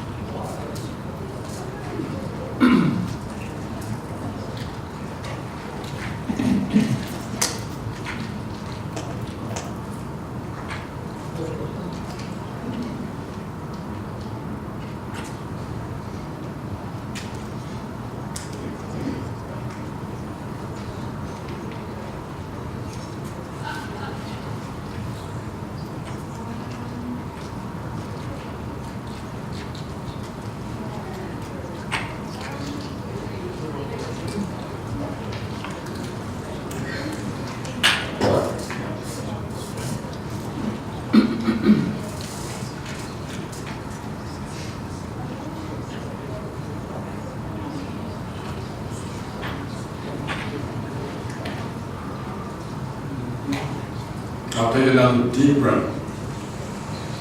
Slow, gentle. Quiet, easy exhale. I want you to feel your feet flat on the floor. Have a sense of balance, a sense of strength, the feeling of being rooted. Like a wisp of bamboo, you can bend in the wind, but you're firmly rooted in the earth. And then, I want you to concentrate on the soles of your feet. Now I want you to notice, I want you to feel the soles of your feet. I want you to feel a ball of energy under your feet. And I want you to let it rise all the way through your body, all the way to the top of your head, to the very tip, the crown of your head. And then notice, gently affixed to your scalp is a silver thread. That thread extends out into infinity. That thread will help you sit upright, calm, and relax. Take another deep breath. Slow exhale. Now before you open your eyes, I want you to know that this meditation, this simple breathing meditation that I've just given you, can be used two ways. It can be used with your eyes closed, just as you're sitting here now. Or you can do this meditation after you've practiced long enough with your eyes wide open. So that in essence, if you practice this meditation and master it, you can meditate any place, anytime, anywhere, without anyone ever knowing that you're in meditation. So if you wish to practice this at home, do it over and over and over again, try it with your eyes open. Because one of my patients at the hospital, the cancer center, said to me, "This is my ShopRite meditation." ShopRite meditation? Yeah, he said, when I'm standing in line, I'm waiting to check out, 3 or 4 people in front of me. A person checks his huge order out, ready to leave, reaches in his or her purse, pulls out a stack of coupons. Starts going through the coupons. Usually, he said, I would get very upset. But you know something? All I do is breathe. So, my suggestion to you is breathe. Any questions?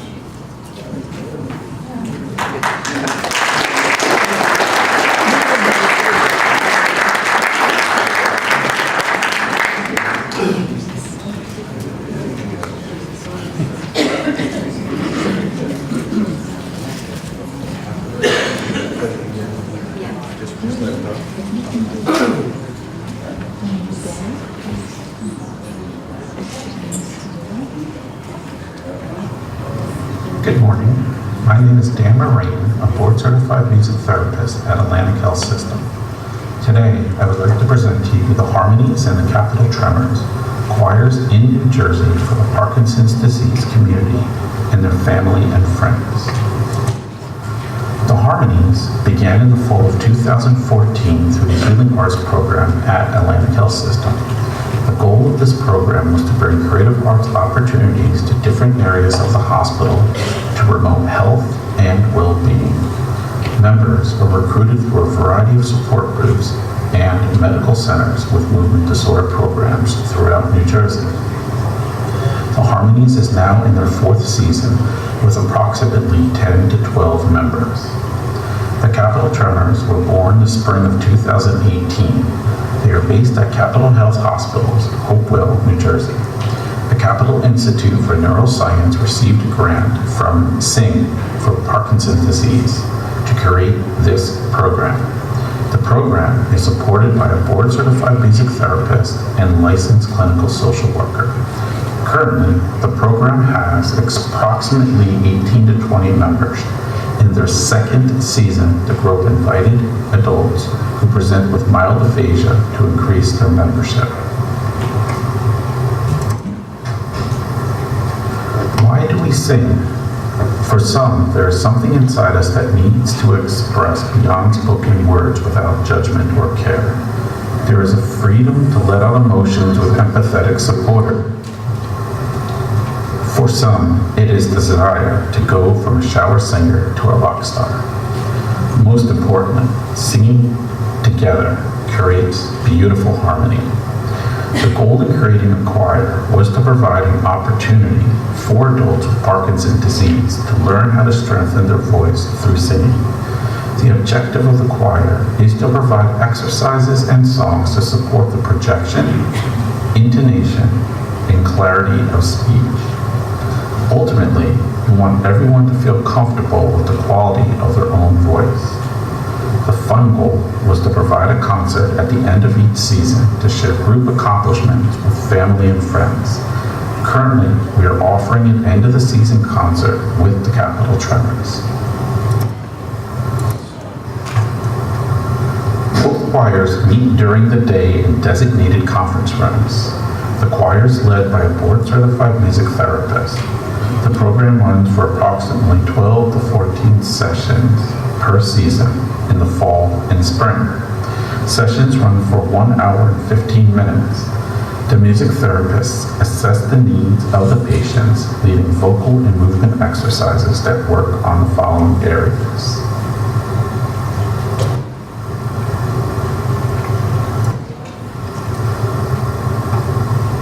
Some of these areas in a sample session are such: breathing techniques to strengthen our diaphragm, stretching and motor movements to support our biological tempo and rhythm, vocalizing by making sounds, vocal exercises to relearn ways to produce sound through melody, projecting sound in word games like tongue twisters to help us strengthen and coordinate our tongues and lips, and songs to learn simple harmonies and rhythms.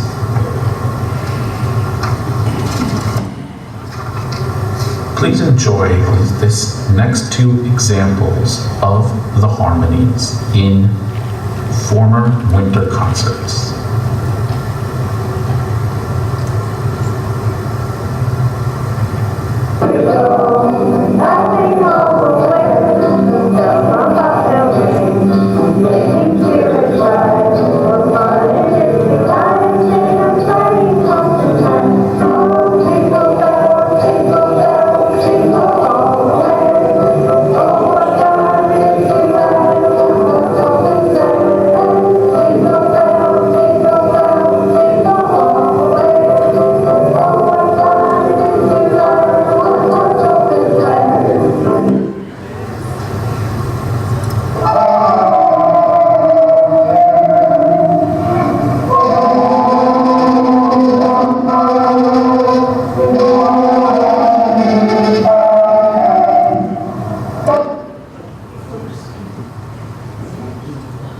Here is a picture of the Capital Tremors at the Capital Health Hospital in Hopewell, New Jersey.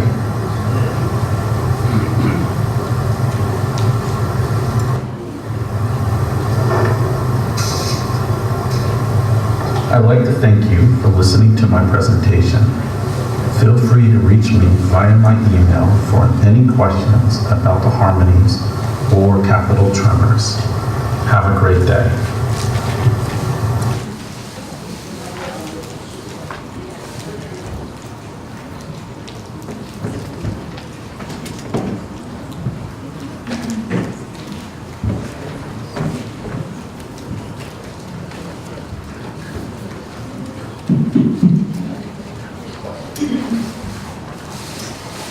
Now I have the honor of introducing our keynote speaker, Tim Hague has been living his best life with Parkinson's for 7 years.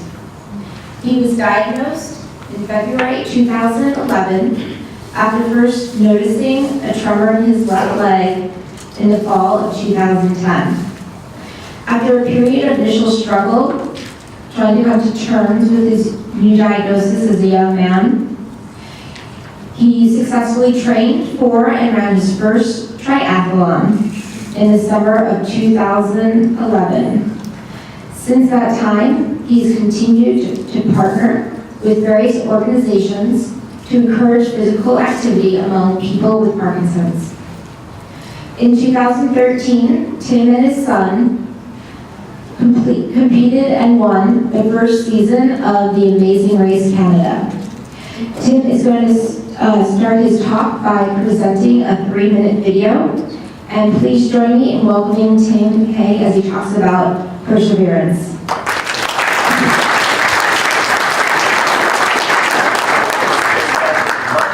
Jr. This is Tim Hague Sr., and we're coming at you from the winter metropolis of Winnipeg, Manitoba, Canada. We're coming at you today to tell you exactly why we deserve to be on the Amazing Race. Listen guys, if you live in this town, you gotta be #1, a little bit crazy, 2, a whole lot of strong because it's freaking cold most of the time. And we're here to tell you that we're you guys, we got this covered. We're coming at you. We are. Here we are. Oh boy. Do you think that was too awkward? It was a little, I felt awkward. I felt very awkward, especially when the neighbors came out. Yeah, that was, I think it's better when we close up. we'll keep it that way, I guess. I don't know. Anyways, folks, everyone has a story. And honestly, more than anything, we just want a chance to be able to tell ours.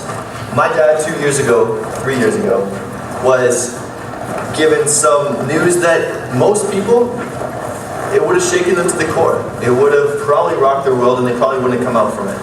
He was diagnosed with Parkinson's disease, which for those of you who don't know, it's a degenerative disease that at one point, someday, he won't be able to control his body. We want to be able to tell the world that just because a diagnosis happens does not mean that your world ends or that you have to stop fighting. Yeah, like Tim says, a diagnosis does not have to be the end. For me, at 48 years old, I want to say to my wife, I want to say to my kids, I have 4 kids, I want to say to the Parkinson's community, that just because you've been given a diagnosis does not mean the end of your life. Doesn't mean that you can't still compete. Doesn't mean that you have to go quietly into the night and roll over with it. I want to stay strong for my kids and my family. I want to stay strong for my career and continue doing what we do. Last year, Tim ran his first half marathon. I've run a triathlon, 1 full marathon, multiple half marathons, and I plan on running another couple this next summer. We're going to keep going. We're going to keep doing. And we are convinced that this father-son team can be one of the best that you've ever had. Certainly the best you've ever had in Canada. We want to compete. We want to win. We expect to hear from you. Yeah. You're getting really serious on this. Well, I'm serious, folks. We gotta go. We're coming at you, folks. You want us. Here we go. Let's go. Okay, wait.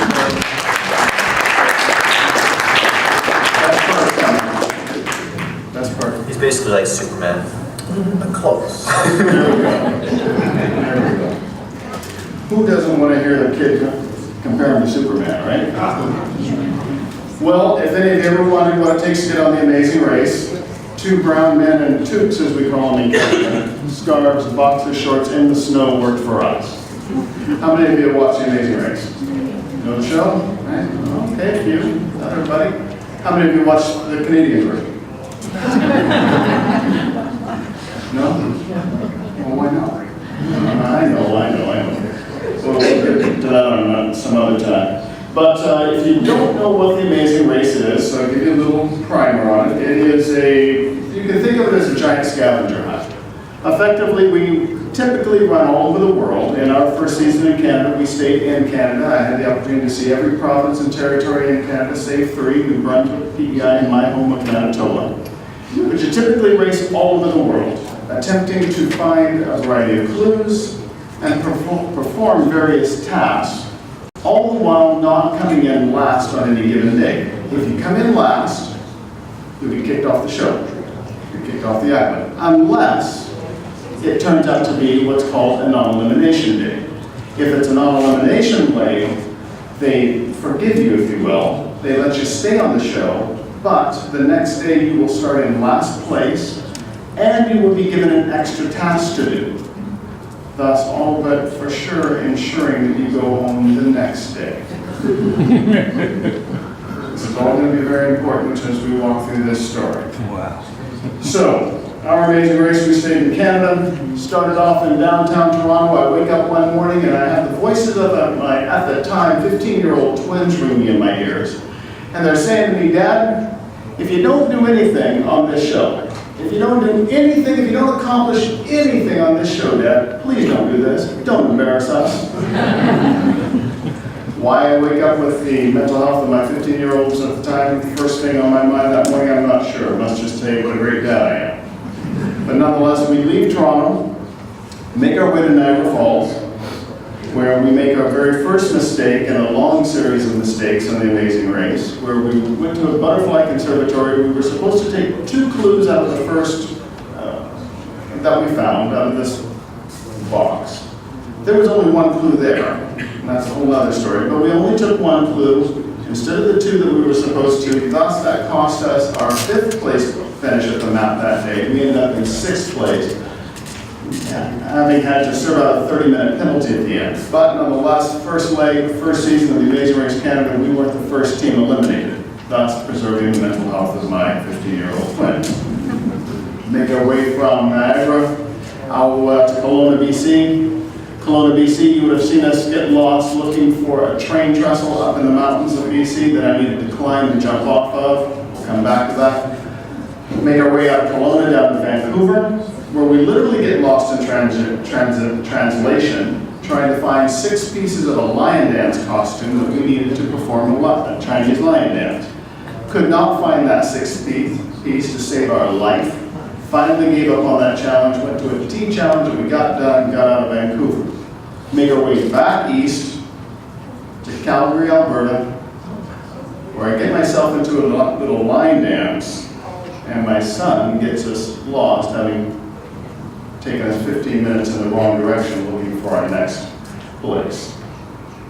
Right here, Dad. Oh, Timothy! Roadblock. Who wants to get in line? Yeah, I'll take it. I'll take it. Okay, let's go. Oh my goodness gracious. Show them how the black man dances. Couple reasons why you shouldn't date somebody like I don't think I did it again.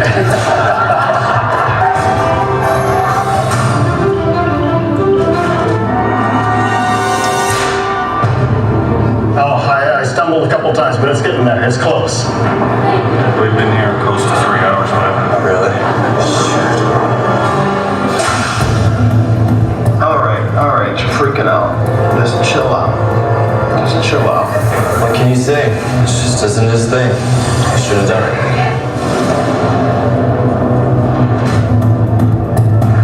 I'm sorry, man. I may have to go home. I don't know. It sucks. Just keep it going, man. Okay. Don't give up on me. Okay. I'm finally just frustrated. It's my 9th time. I just want to be done. reasons why you shouldn't date somebody like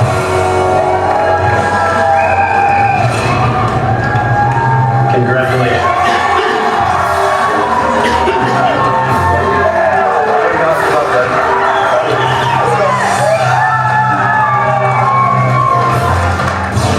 We need a challenge that we can do. We can do all challenges, Dad. It's just how well. A challenge that we can do well. Let me restate it. Let's get it going. Wash up. See if we go. Tim Jr., Tim Senior.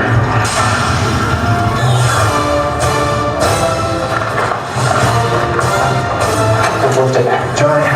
Wait, 1, 2, 3. Money. Mr. Smarty Pants here comes up with a brilliant idea that we just pick the wheelbarrow up and dump it in. All right, my son. This is our car, sir. Congratulations, gentlemen. Car meets Holland. Thank you, sir. Drive yourself to Horse Thief Canyon Overlook to find John at the next pit stop. Oh, we passed it. I know exactly where that is. You're going to be going left, and it'll be on the right. As long as you're positive we're going in the right direction. Oh, yeah. No, I'm positive I've seen it today.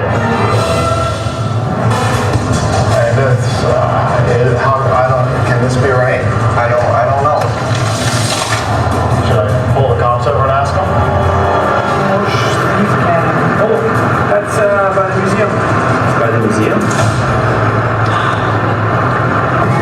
Around in a circle for crying out loud. We're clearly going in the opposite direction. The deduction is we have to be last. That's why we've lost. Because of stupid crap like that.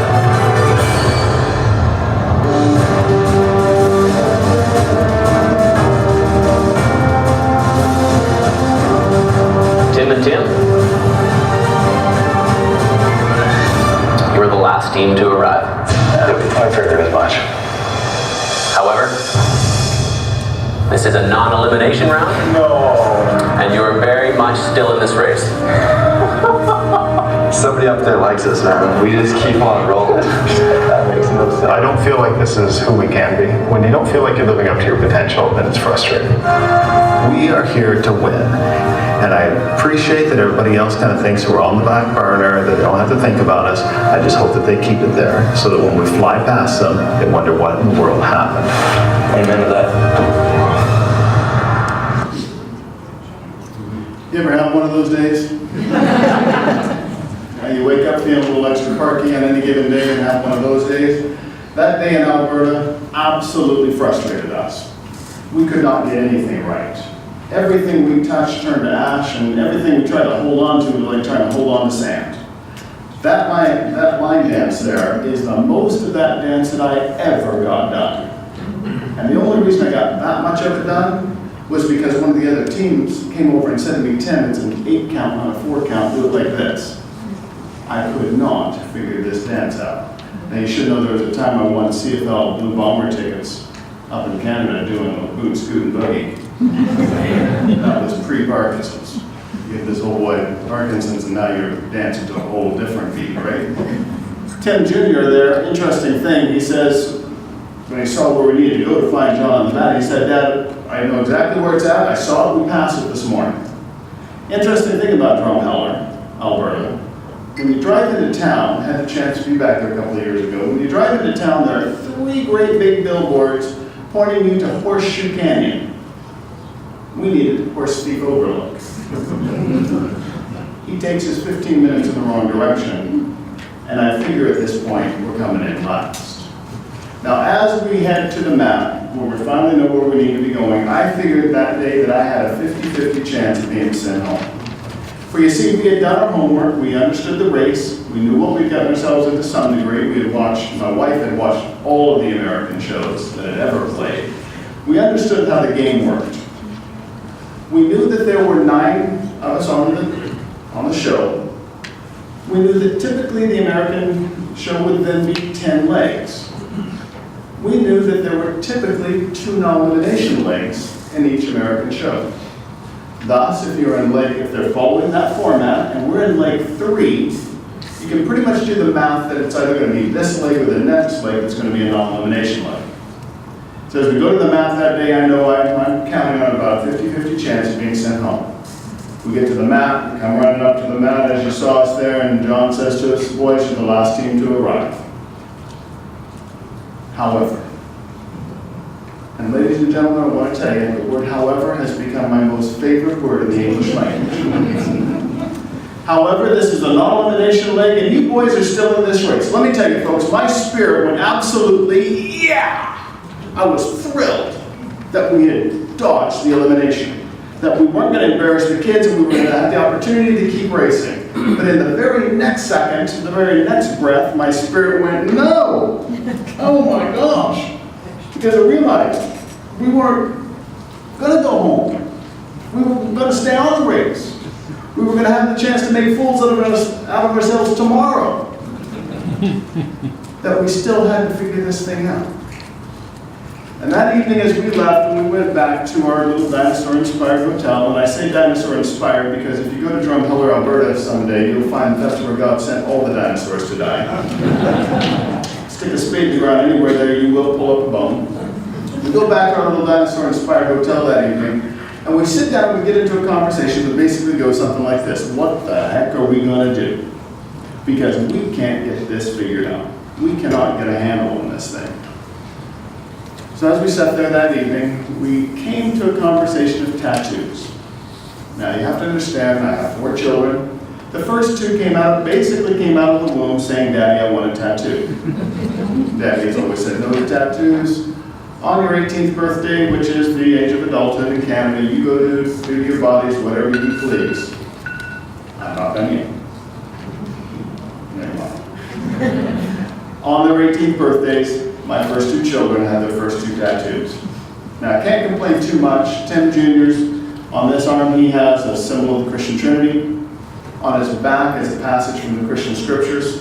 One verse, Psalms 46:10, 2 words, cease striving. We came across that word striving that evening, and as we sat there talking about it, we realized that we really didn't know what the word meant, and so we had to do what we do these days, which was go to Mr. Google and find out what the word striving is. If you Google the word striving, you will find that it means to contend or fight forcefully. It carries with it a bit of the old English, meaning to contend, to quarrel, to fight. It has a bit of the old French attached to it for the word strife. It is that freaked out, stressed out way of thinking that says, by God, I am going to make this thing happen no matter what it takes. And we realized that that's how we had come into the race. We had come into the race with the attitude that whatever nasty food they gave us to eat, we were going to eat it. That whatever challenge they gave to do, we were going to do it. And heaven help me, if you got in my way with your walker, I was going to run you down. Because we were going to win this thing, no matter what. And the simple fact was, it wasn't working for us. It simply wasn't working for us. So that evening in Alberta, we made a decision. We made a decision to stop. Not racing, but to stop this destructive mindset that we've gotten ourselves into and to start over. We've first of all realized that we weren't having fun. And we asked ourselves, how can you be in this place? How can you be at this point in life and not be enjoying this blessing that you've been given? For you see, we had beat out 10,000 other teams to be chosen 1 of 9 to be on the race. And we asked ourselves, how many teams would there be more than willing to take our place in last place had they had the opportunity? And that number would be something to the tune of 9,991. How could we not be enjoying this ride we have been given, even in last place? We made a decision that day to get up every day and start simply having fun. Second, we decided to get up every day and simply do our best. To just do our best. Now, I'm always a little cautious in this part of my story because what I just said could come off kind of wrong. It could sound like this, what I just said.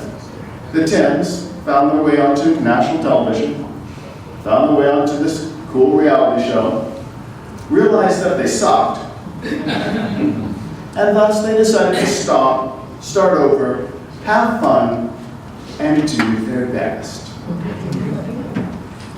It could sound a little trite. It could sound a little oversimplistic. I would dare say it could sound a little silly. But I want to remind you of an old proverb that you've probably all heard many times, and it goes something like this.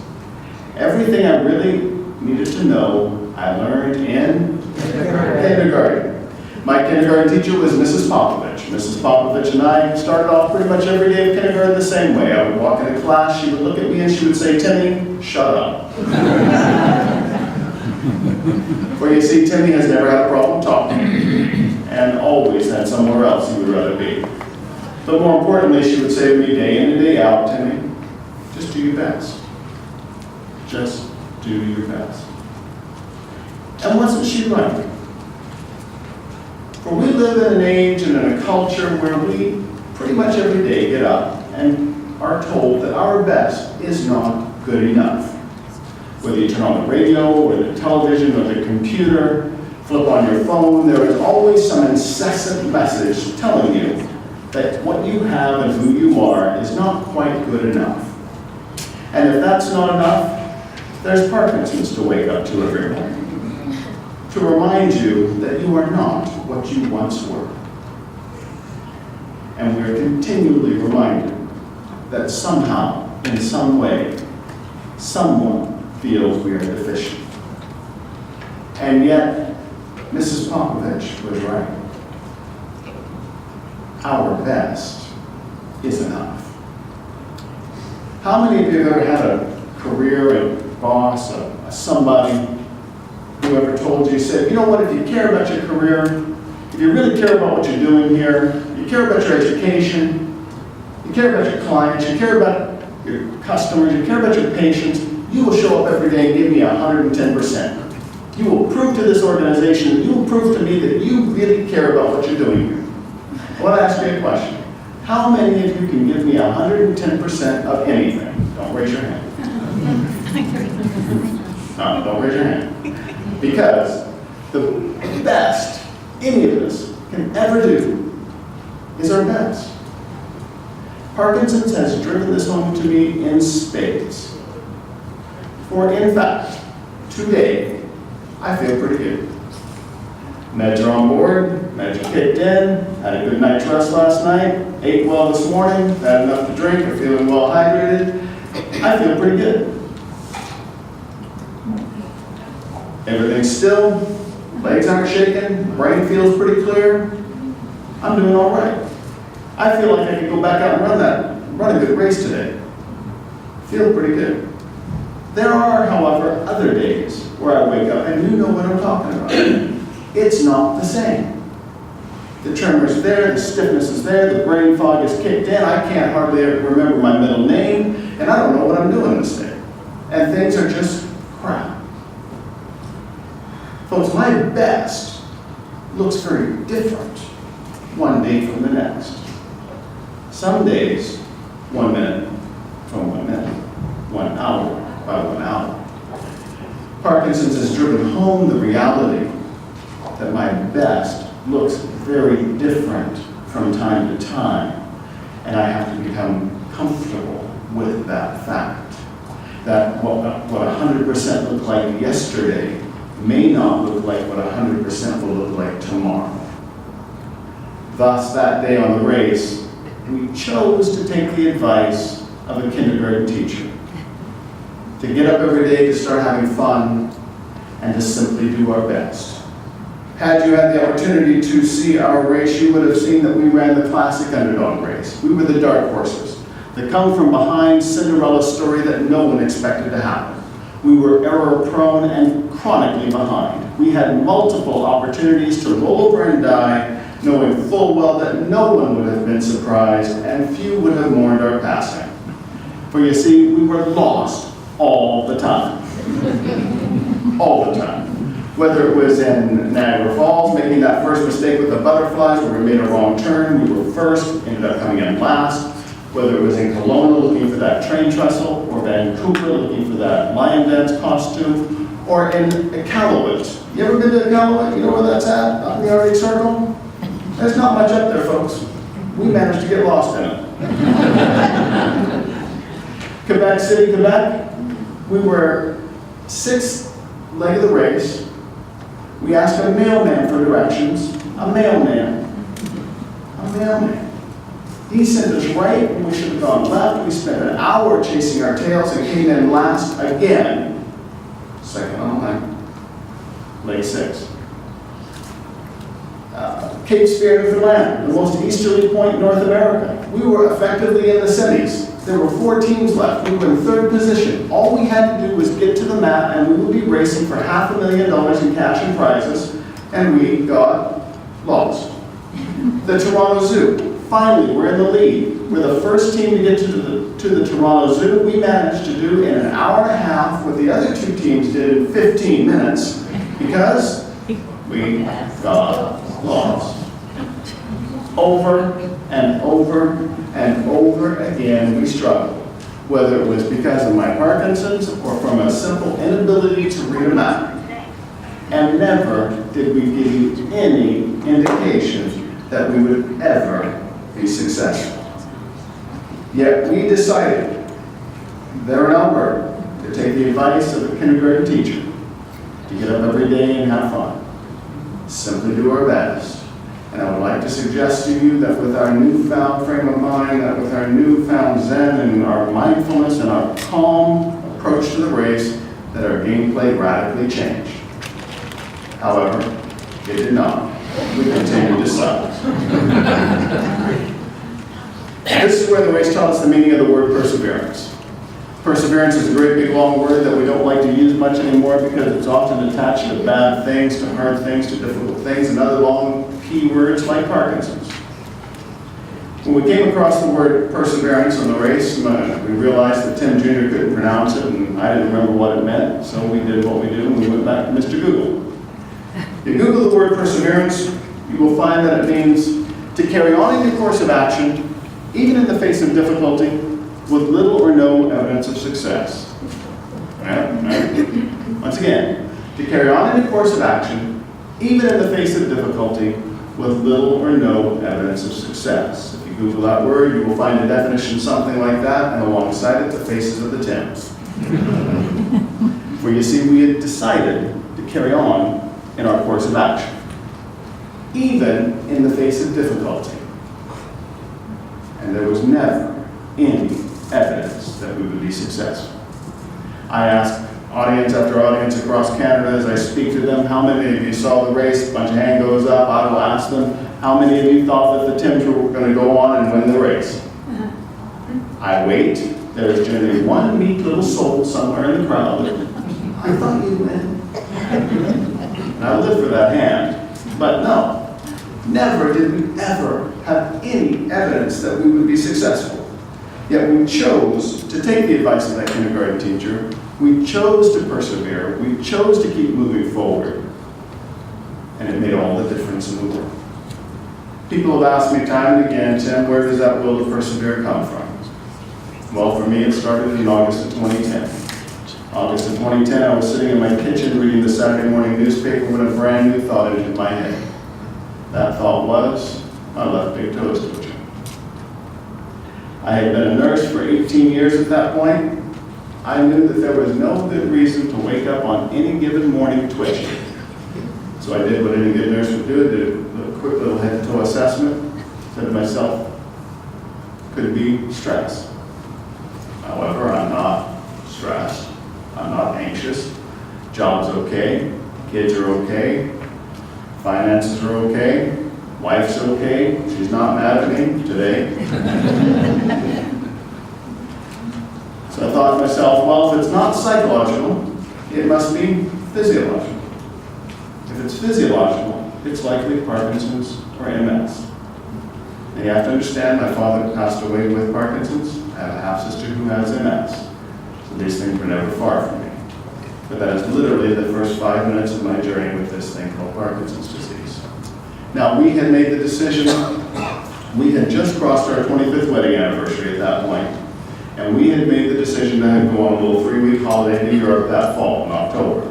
So, gentlemen, with this new thought in mind, and knowing that a holiday's coming up, what did I choose to do about this new discovery I made? Did you see that? All the guys answered. Before the women did. I'm talking to my wife. That never happens. This is an astute group of men. Typically, I'm tuning the guys out at this point saying, come on, speak up. Because women always beat you to it. So, proud of you. You're right, I did nothing. Absolutely nothing. Said, I'll sit on here a little while, I'll see if it goes away, I might be wrong, we'll see what comes of it. So I did nothing. So we had decided to go on this little trip, and we had decided to do in our 40s, which you're supposed to do in your 20s, and that is backpack across Europe. So we each took a backpack, booked our first hotel in Madrid, our last hotel in Athens, and nothing for 3 weeks in between. Had a great time, but a little word to the wise here. Should you choose to go on this kind of vacation, don't show up in Rome on a Saturday night with no hotel booked. We stepped off of the train into a darkened train station. There was one poor student that didn't look like he had 2 pennies to rub together, a family that looked like they had even less, and us. Out of the shadows stepped a guy. Made a beeline for the North Americans because we're no doubt going to have his credit card stashed somewhere, right? Makes a beeline for the North Americans, said, are you looking for a hotel? We said, yes, we're looking for a hotel. He says to me, I know a guy. If they were your children and they made it home alive, you would kill them. because I find myself following a guy who knows a guy who has a hotel room. Short story is, he did. It turned out to be a beautiful little boutique hotel that we paid an absolute fortune to stay in that night, but we slept on a bed versus a park bench. I was happy about that. But interesting thing I learned about Parkinson's in that moment was that any kind of stress, good, bad, or indifferent, will make your Parkinson's symptoms worse. My little toe tremor turned into a foot tremor that turned me into a basket case saying, honey, something's wrong with me. And she so ever lovingly looked at me and said, sweetheart, we have known that for some time. But she said, look, you're okay. You're twitchy, but you're okay. Let's finish our holiday, we'll have a good time, we'll go home, we'll see a doc, we'll go from there. And that's what we did. Saw my GP, ended up seeing a movement disorder specialist, and in February of 2011, I was formally diagnosed with Parkinson's at the age of 46. To say that I was unimpressed would be the understatement of a lifetime. I was scared, I was frustrated, I was angry, but mostly I was scared. Because remember, Dad died with this disease, and I had no illusions as to what this diagnosis would ultimately mean for me. I unfortunately went on to do what we often do when we get this kind of bad news, and that was to get down, get depressed, and stop running, stop cycling, stop doing the things I knew I needed to do to look after myself and sit on a couch. About a year later, I finally shook my head and said, let's go. This isn't how you live. You need to get your butt off the couch and go. So I did. I went and I ran that first triathlon. I basically had to come to terms with this disease. In my way of thinking, there was one of three ways I could look at it. I started off trying to do what I call the man thing. And that is, treat it like it's benign, that it doesn't matter. I'll set it on a shelf and ignore it. Just leave it there. There's nobody going to tell me how to live my life, let alone some stupid little neurological disease. I will do what I please. So I decided to try to set it there, but you know as well as I do that it will not be ignored. 7.5 years later, my symptoms are far worse than they were in the beginning. In the beginning, I still nursed. Today, I do not. For some reason, my patients get real antsy when I come out with a knee. It is not benign. I decided it could be a curse. I could do the raise the old fist to heaven and why me, God? Why would you do this to me, God? I'm a good guy. I'm a good husband. Been a good father. Been a good member of my community. Why would you do this to me? And then I realized how absolutely unfair my life had really been. In that moment, I realized how unfair life had really treated me. And see, to understand this, you got to go back to 1964. In 1964, you would have found a 20-year-old white girl in the state of Iowa pregnant by a 30-something-year-old married black man on the farm in Iowa, 1964. You with me? Yeah. Not a pretty picture. She was sent to Texas to have her baby and give it up for adoption. The good news is that I was adopted. A white family from Kansas came along and not only adopted me, but 5 more just like me, on top of the 3 of their own that they already had. Put a roof over our head, clothes on our back, food in our bellies, gave us an education, gave me the opportunity to go on and become a nurse, be a wonderful gal from Canada, eventually moved to Canada, have a fabulous nursing career, 4 kids, wonderful daughter-in-law, and God's greatest gift to mankind, a grandbaby. Number 1 is about 3 years old. Number 2 is in January.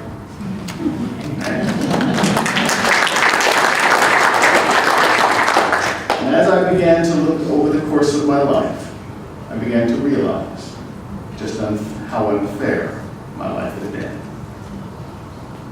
That 95% of the people on this planet will never experience what I've had the opportunity to experience, will never have had the economic benefit that I have been blessed with, would give their eye teeth to trade places with me with Parkinson's. So it made no sense to me how I could raise a fist to heaven and blame God for Parkinson's when I so rarely bend the knee and thank Him for everything else. It's a funny thing how I want to react. When something bad comes into my world, it's all His fault. when everything else good comes along. That's all me, by golly. It made no sense to be angry and to allow Parkinson's to be a curse in my life. So then I may be a simple guy, but the only thing I could think of is that if it's not benign and if I'm not going to allow it to be a curse, it must be a blessing. There must be something good in this thing, both for me and those around me. Thus I chose to walk forward from that day, walking with Parkinson's as a blessing rather than a curse, treating it as my new best friend, whom I hate, but a blessing rather than a curse. And thus, when the Amazing Race candidate came along, I decided to walk into the race with the same attitude that I walk through life with.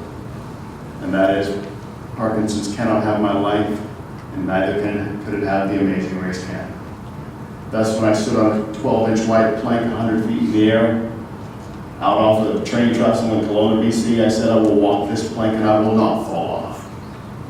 When I sat in front of 10 pieces of muck tuck, whale blubber, I said, I will eat this and I will not throw up. People have said, how do you keep going? Well, this is how I keep going. It is my desire and my will to simply live my best. And I have taken those lessons that I have learned from that kindergarten teacher and all that the races taught me in running it with Parkinson's and turned it into a thought of simply live your best. Get up every day and have the will to have fun. Realizing that there are so many people who would be so blessed to trade places with you.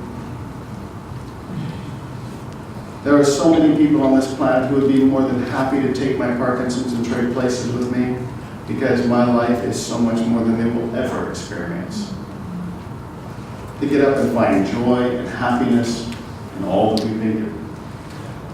And then have the strength to simply do my best. Have the strength to accept my best. And that's tough. That is a tough pill to swallow. I know.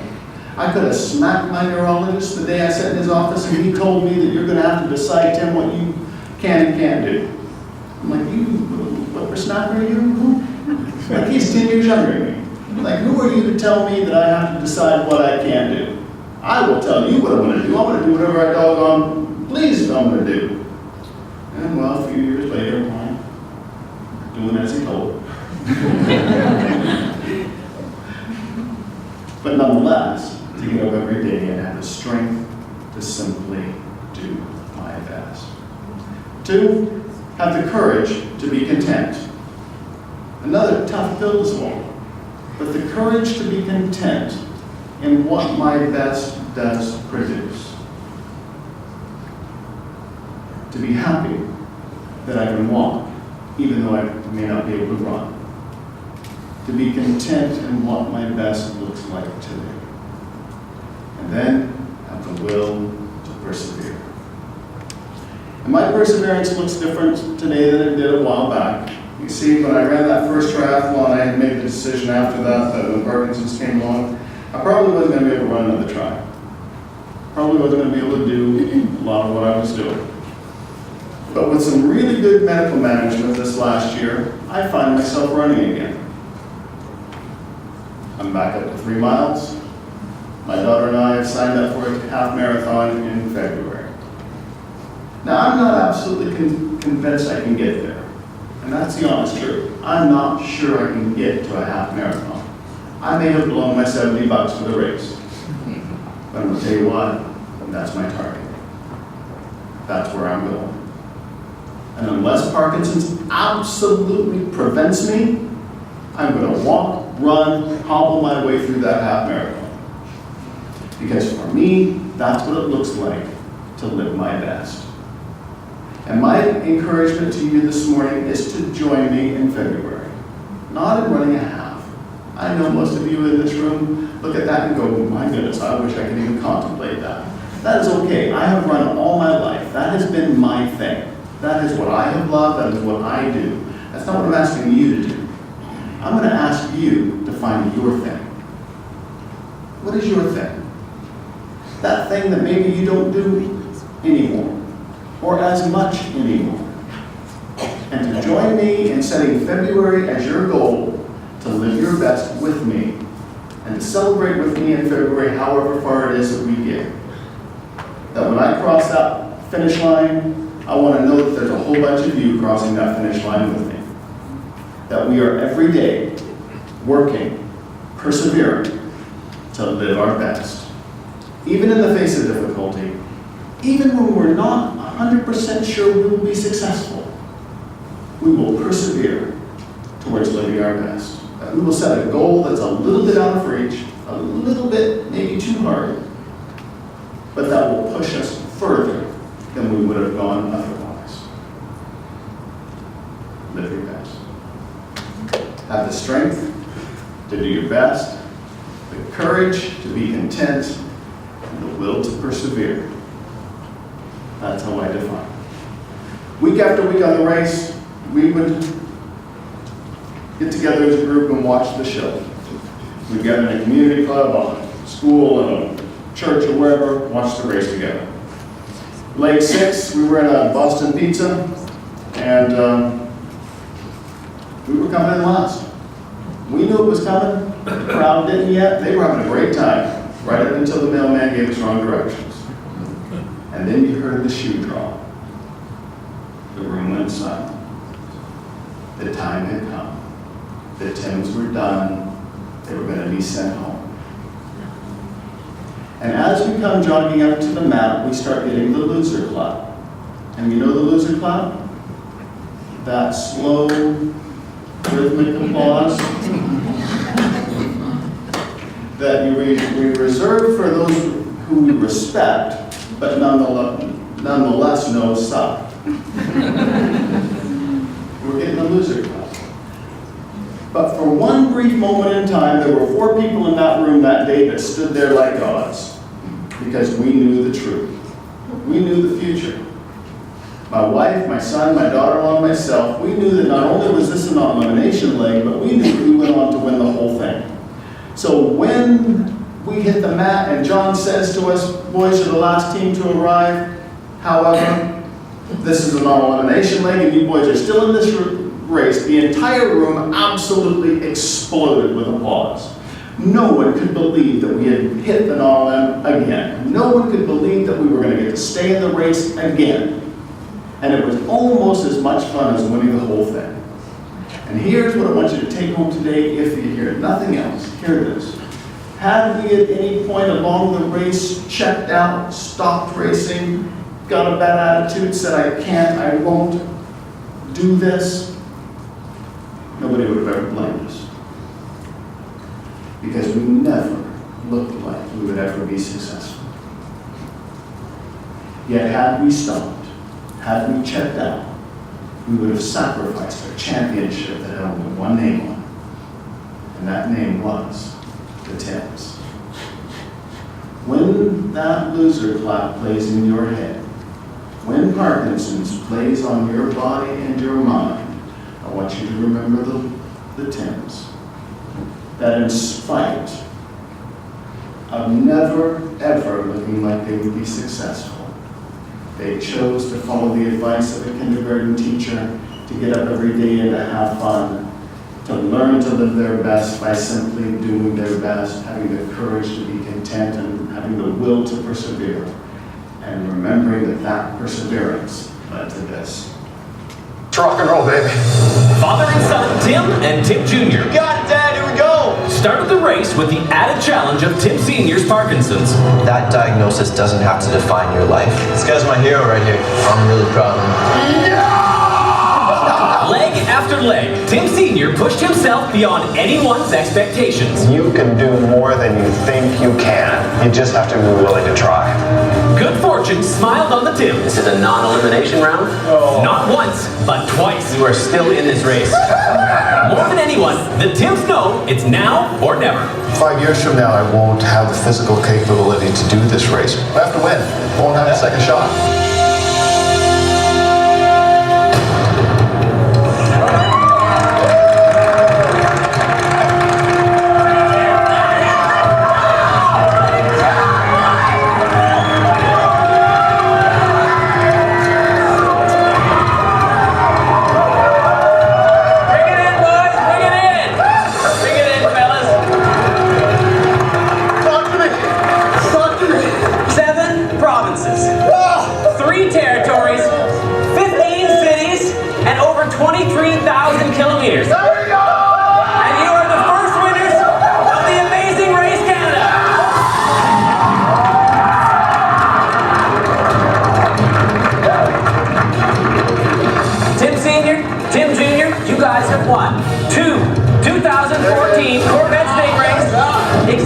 first-class travel for a year from Air Canada to anywhere in the world. And $250,000. My dad has completely blown every expectation of him out of the water. Parkinson's isn't supposed to let you do half the things that he's done in this race. And he not only did them, he kicked their butt, man.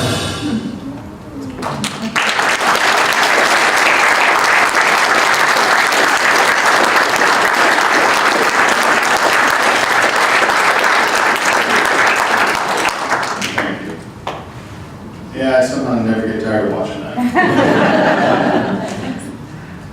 Well, folks, listen. I know the reality of this thing called Parkinson's disease. Without a cure, it may one day win the war that we wage with it. However, today's battle is mine. Parkinson's cannot have my life today. Cannot. And I encourage you to live your best, have the strength to do your best, the courage to be content, and the will to persevere, and just never, ever stop. Don't ever stop. I appreciate the opportunity to be here today. I would love to tell you another hour's worth of stories because I've got so many.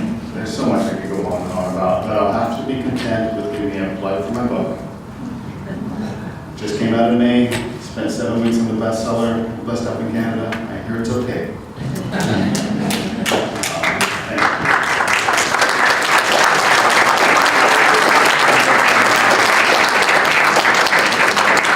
didn't bring as many as I wanted to today. I've got a few. If you would like one, my wife and I will be over here. I'd be happy to sell one to you and sign up for you. Otherwise, you can find them online there. My website, you can find out where they're at. But I hope that if you choose to get it, it's an encouragement to you. But I like the title of it says, persevere. Perseverance is something you can get your hands on. It's so much more than just don't give up. You will never hear me tell you just don't give up, because I don't know what that means. Perseverance, I've come to understand. I've come to know that there's something tangible we put our hands on to take ourselves forward.